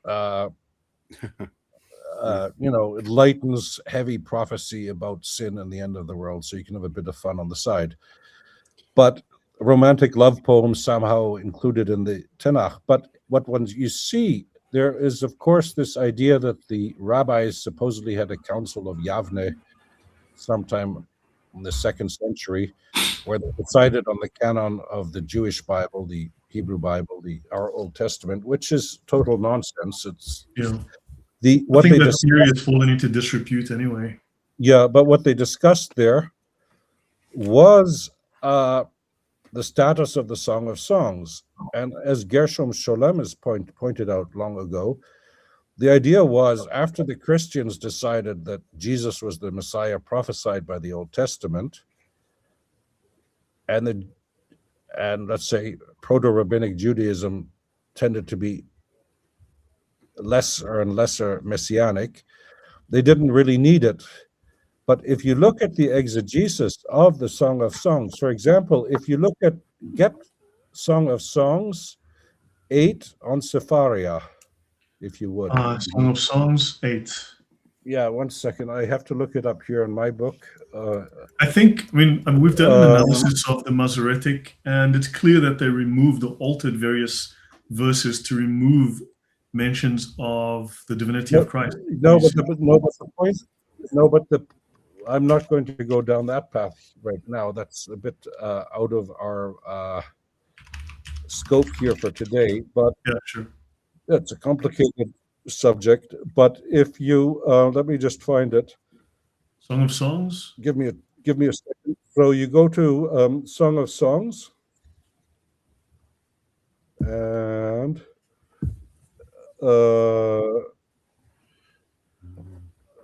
1 second.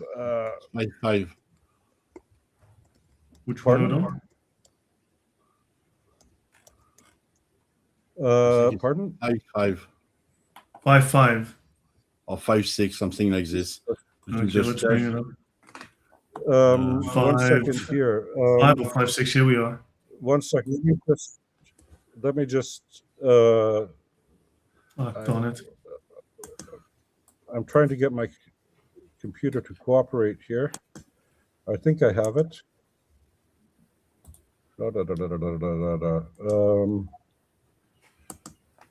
Okay. Argument. 1 second. Yeah. So if you go to Song of Songs, chapter 7, verse 4 in the Hebrew, or whatever it is here, 7:4. Yep. Okay. Good. Everybody can read it. I don't know whether YouTube will censor us for being dirty old men. So if you then click on 4. Yeah, no, but okay, we'll let Odon read it. He's a Frenchman. He's into that type of stuff. He's got a reputation to lose. No, but click on 4 if you would, sir. 4. No, 4. Your breasts are like 2 fawns, twins of a gazelle. Yeah, no, on the number 4. Okay, there. Good, you're good. And then go on the right, down below Targum. So 1 second. What we have here is Shnei Shadei Kishnei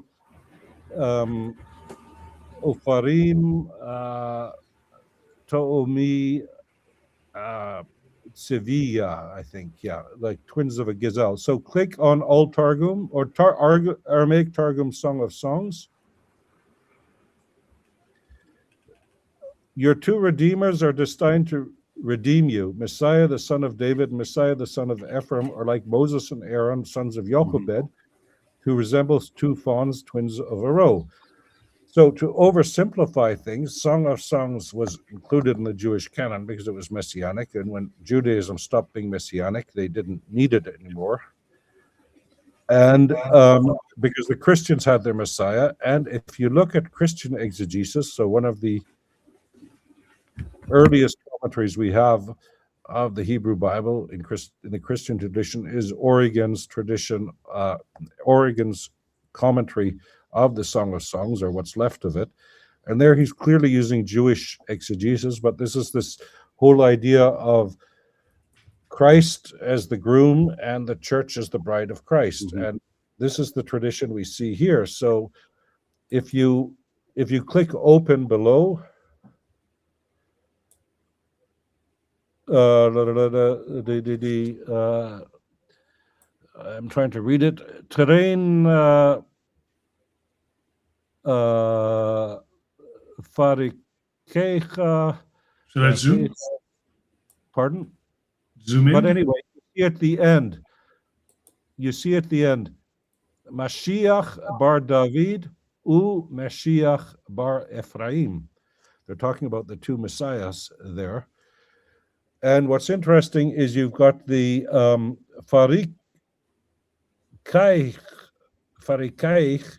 which is, of course, we know this from the Surat al-Furqan.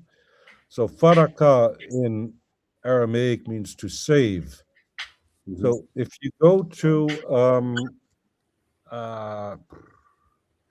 well, I'll get there in a second, but what I'm saying here is here we have the Messiah in the Jewish tradition as well. And but so the point is, if you look at Christian exegesis of the Song of the Songs, especially Song of Songs chapter 5, it's very messianic. It's very messianic. The exegesis is very messianic. And this is what Islam, or what these Muslim apologists fail to do. They fail to read the Targums. And there is a Jewish mystical work, what's it called? The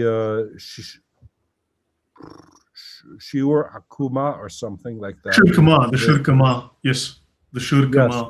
Yes, which is a messianic exegesis of Song of Songs 5. So if you were a Muslim apologist, you would first of all have to explain why Muhammad is just a prophet and not a Messiah, if this is going to work.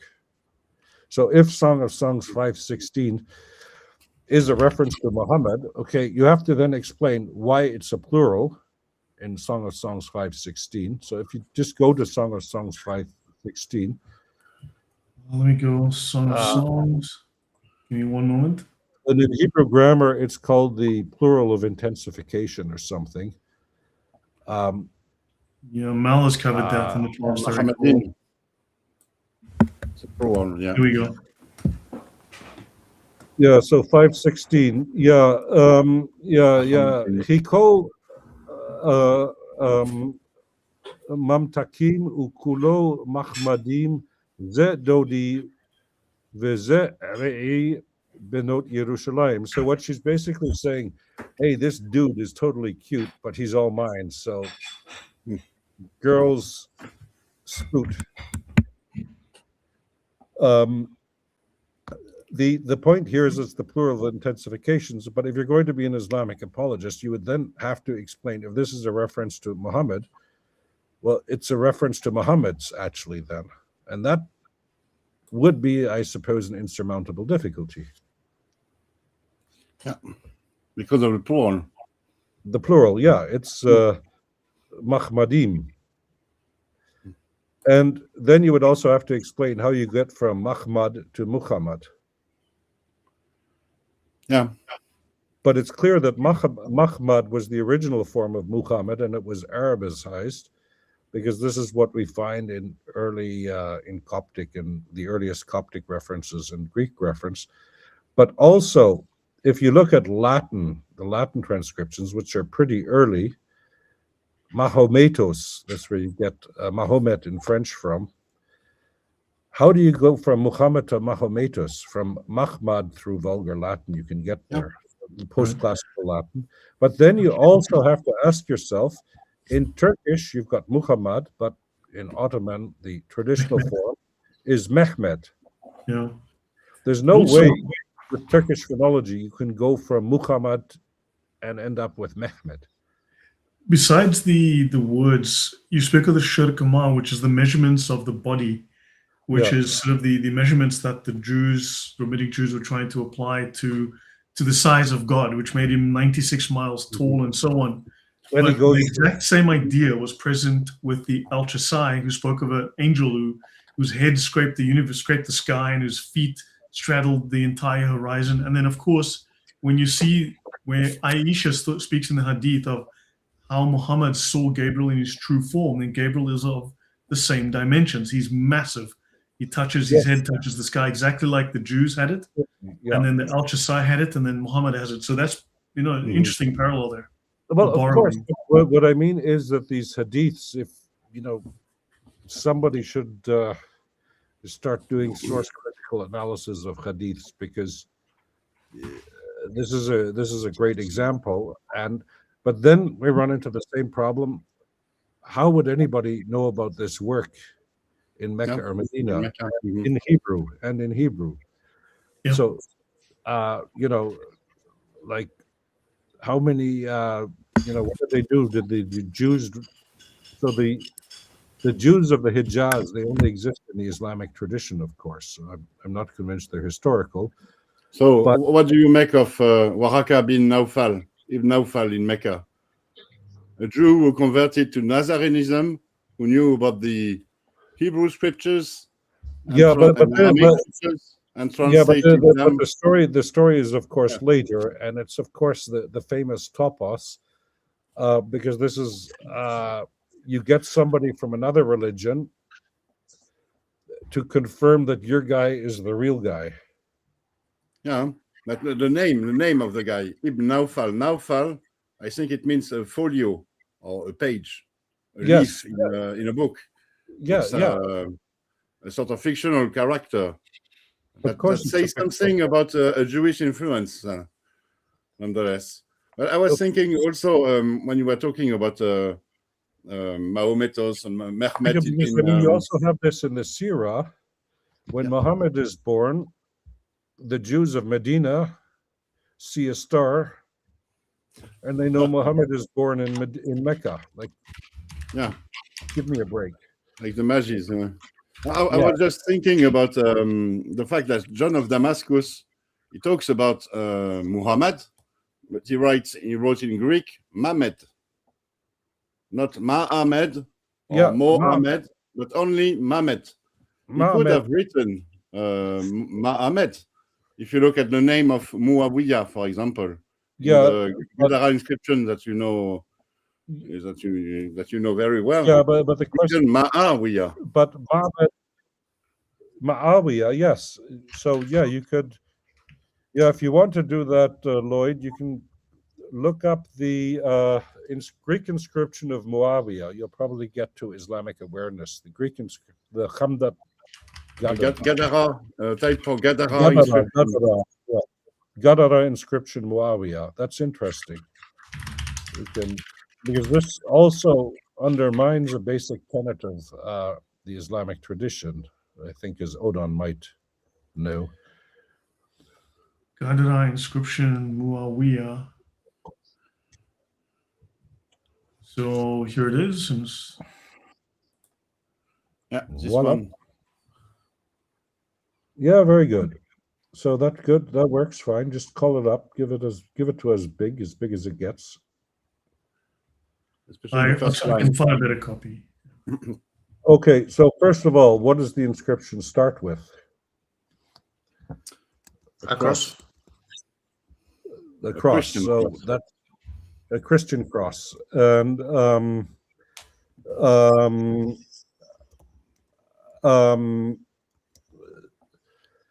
so this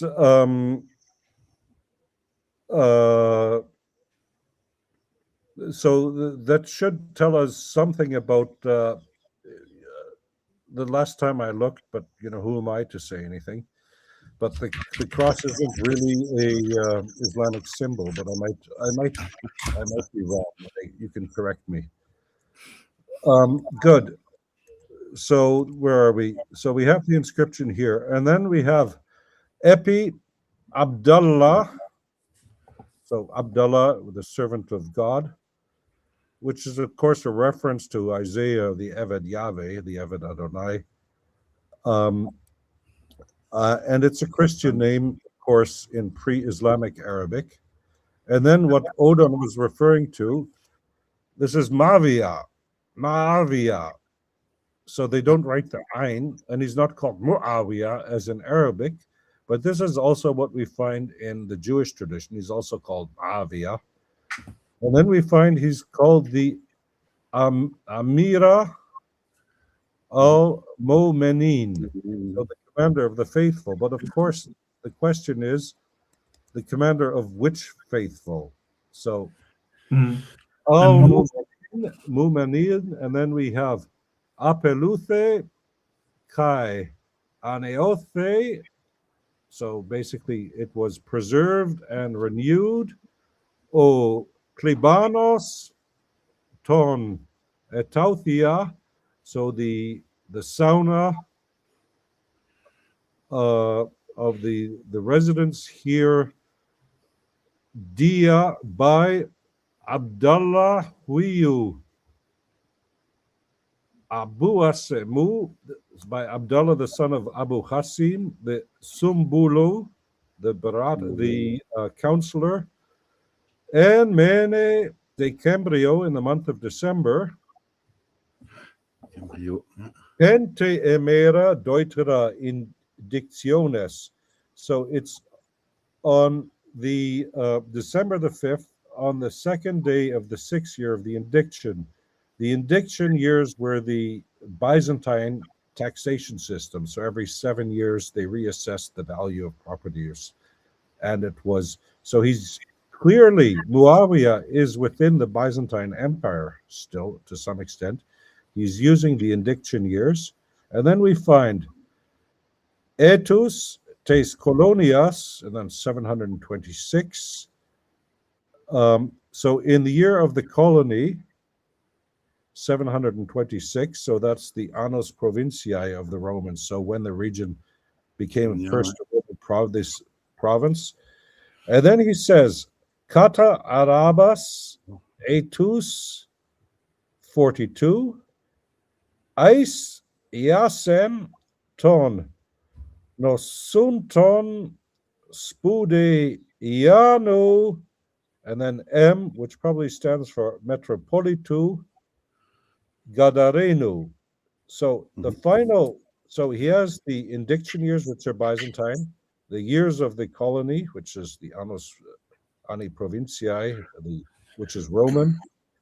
Then the final dating, or the final thing he mentions, for the healing of the sick, which is why they have a sauna, thanks to the efforts of John, the Metropolitan, so the Bishop of Gadara. Sounds all very Islamic, but the thing here that interests us the most is at the third line from the bottom to the right. Yeah. There we've got Kata Arabas. So the inscription comes from 644. he dates it. This is, of course, the Hijri dating, but he calls it according to the Arabs. Why? Because what does the Hijra have to do with the Arabs? It was always the flight of Muhammad from... Go ahead. No, the prefix mu also means something. It's one who does the thing that follows in the rest of the word. So Muslim. So Mu'awiya, what does he do? Does Awiya or Avia mean something? That he does that thing? No. Well, what the etymology is, so the root from Ain Wav Ya, it usually means in Semitic to bewail something. And according to some people, they've proposed that, well, there was a group of monks that, what do you call that in English? Fait le deuil. Hold on. Still it? No, they mourned the crucified Christ, so they cried. Fait le deuil. But he could have been. So the question is, it's a serious question. With, if you look at the names of the Umayyad caliphs, are these names or are they titles? Because you could also see it as that his profession. He was somebody who was in mourning of crucified Christ. But anyway, the point is Muawiyah would be a passive participle in Arabic. It can't be that with Ma'awiyah. Okay. So whatever his name is, if it's a name or a title, we'll leave that in the middle. The big question is, why does he say in year 42 according to the Arabs? No. Oh, hold on. Because even if you don't know the commander of the faithful of the hot baths, okay, that's basically, this is more eloquently translated. Abu Asemos, Abu Hashim, the counselor, the symbol on the 5th month of December, the second day, 6th year of the indiction, in the year 726 of the colony, according to the Arabs, the 42nd year, for healing the sick under the care of Johannes. But the metropolitan, it could also be the bishop of, so he says there, the M stands for magistrianu, the magister.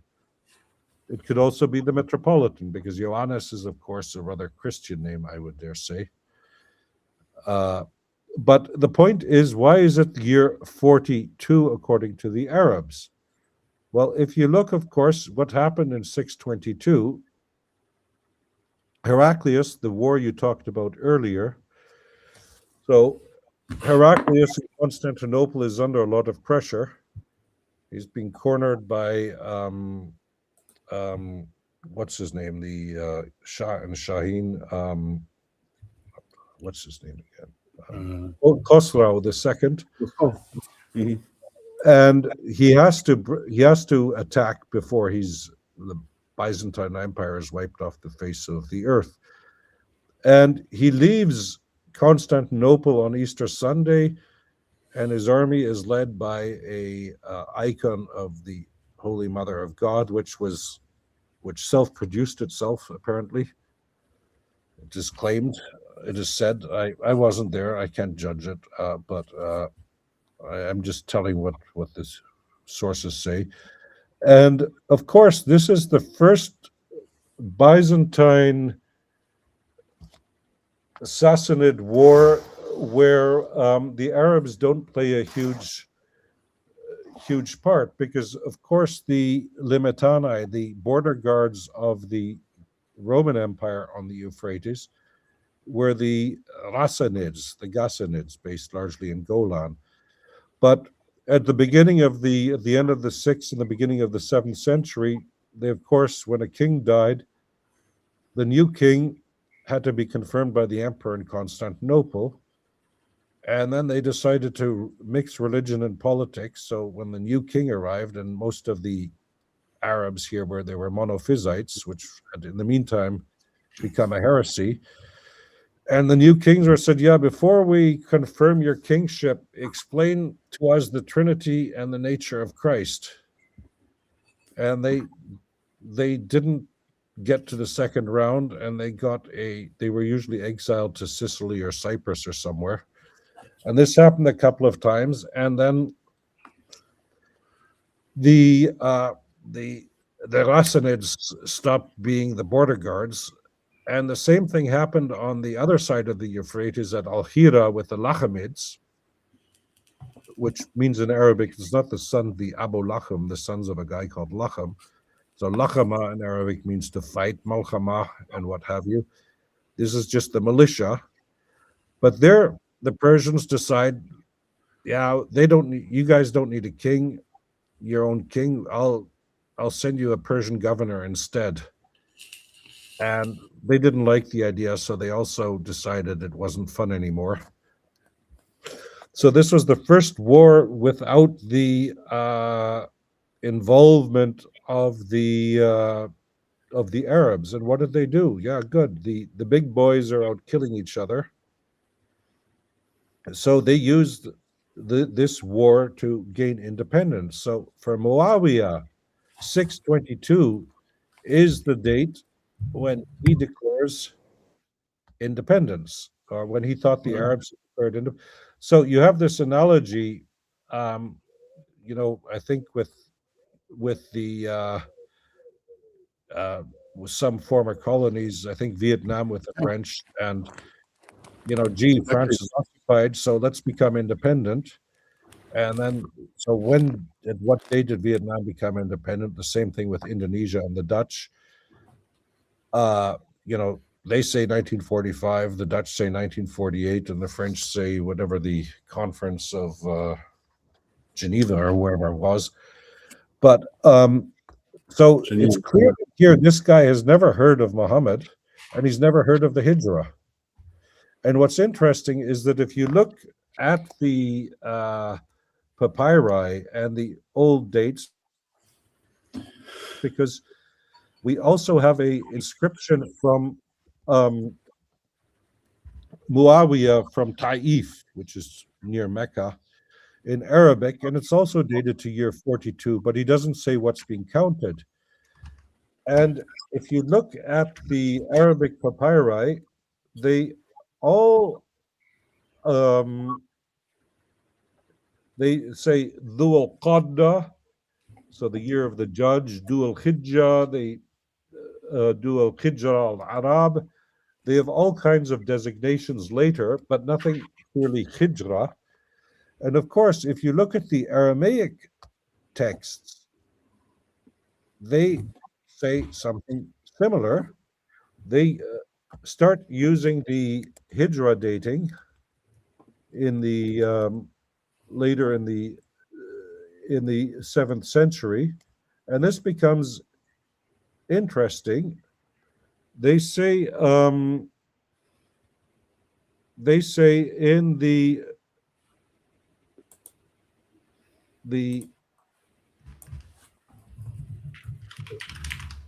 they say the Shana, and then the year, Le Sultana de Tayaye.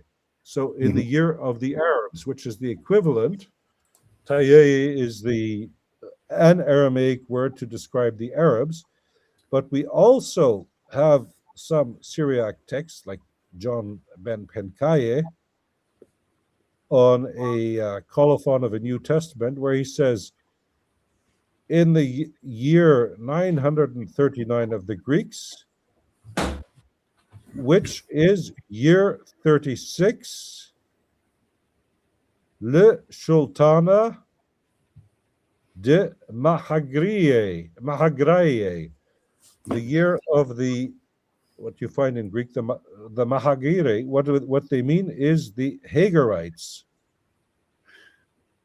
which, who are the Hagarites? They're the Arabs. Not the Mujahirun. Yeah, we've already crossed the 2-hour mark, so perhaps we should wrap it up here, because I think we could probably go for the next 6 hours at this point, because there were a whole bunch of things that were said that I wanted to go down that rabbit hole and then go down the other. And I'm sure for all of you, it's the same. My apologies.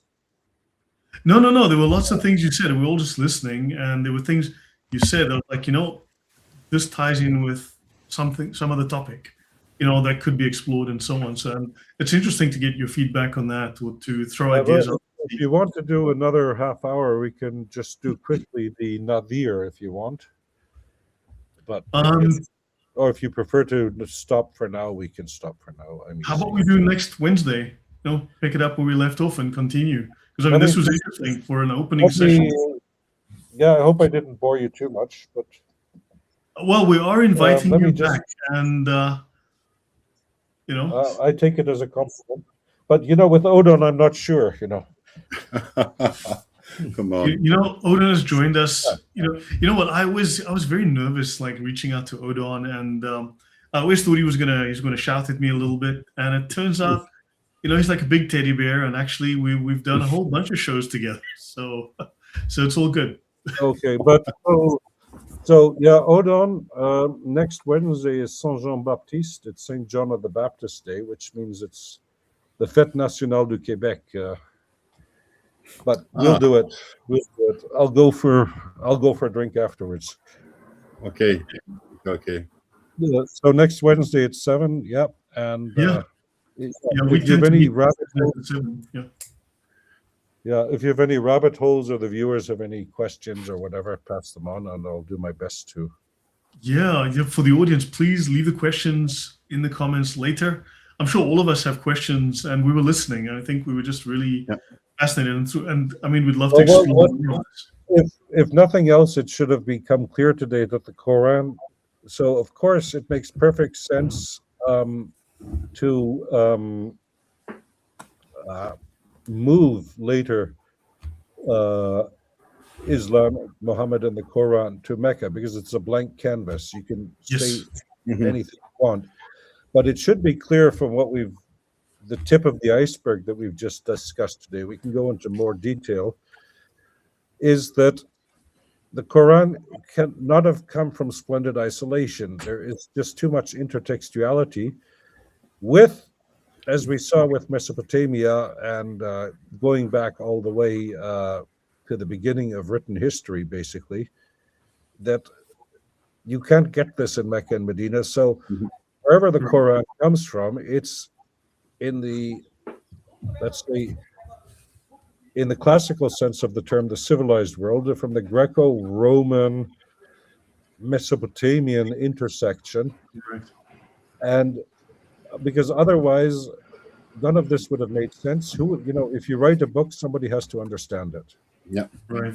Something we've done here is present ideas, write presentations, present research, and we all discuss them. And I think we all have something to contribute, and we all are converging.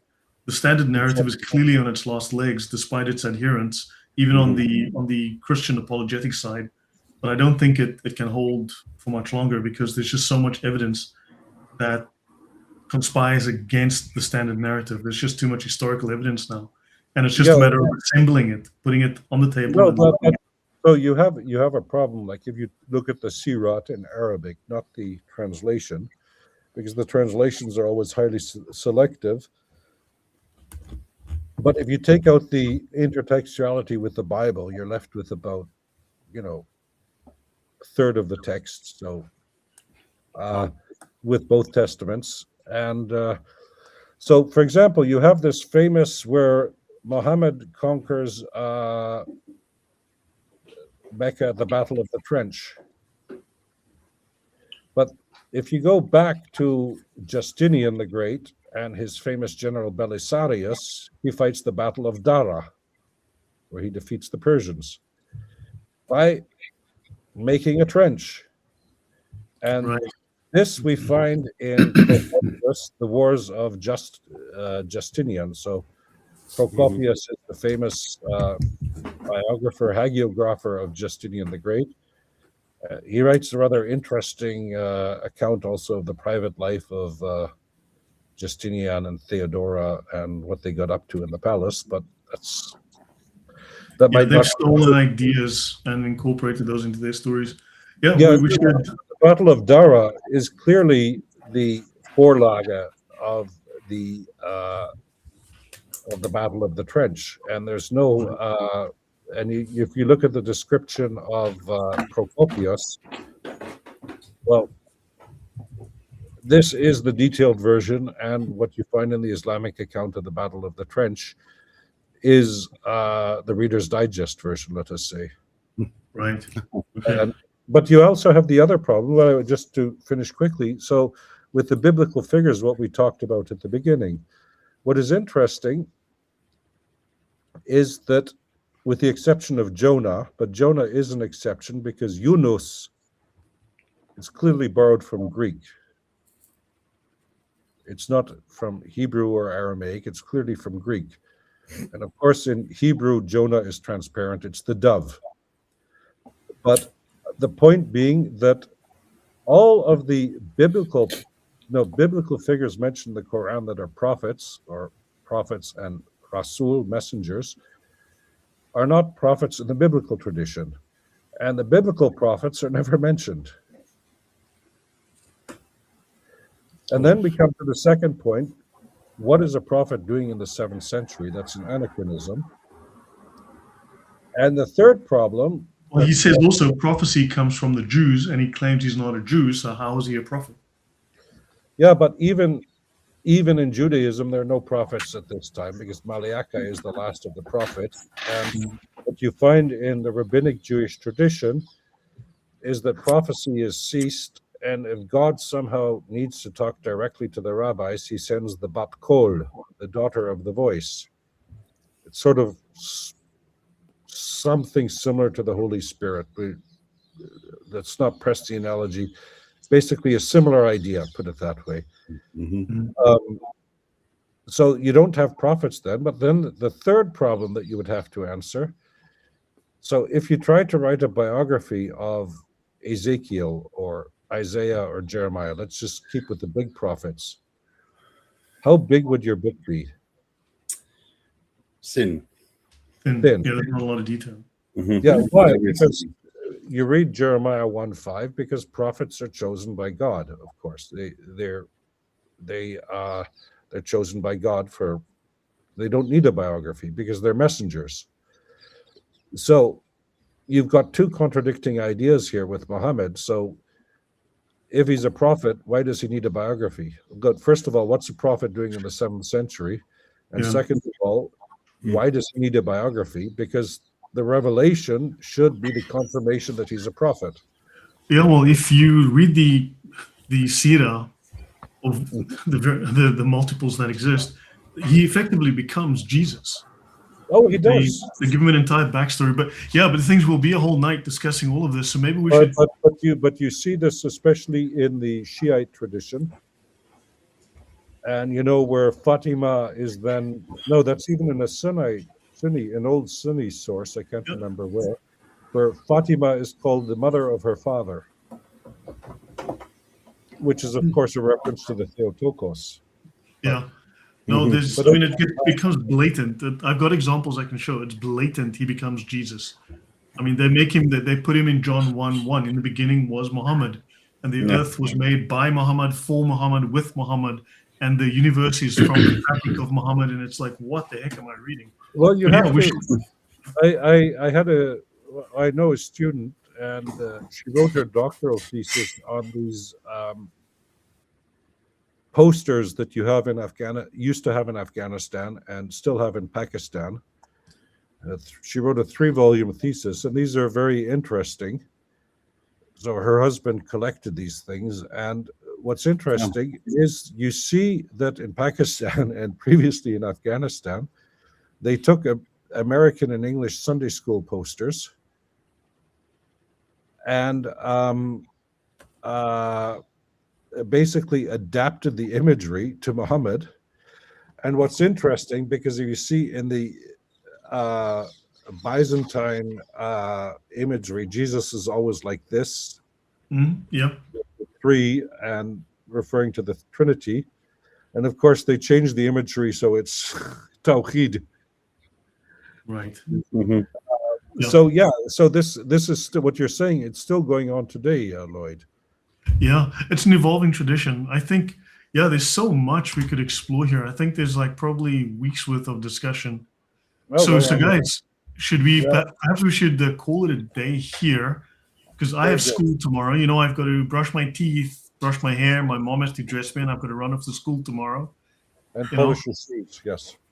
You know it is. I've got to pack my little lunchbox because some of us still have to go to school. You know, we're not unfortunately YouTube millionaires.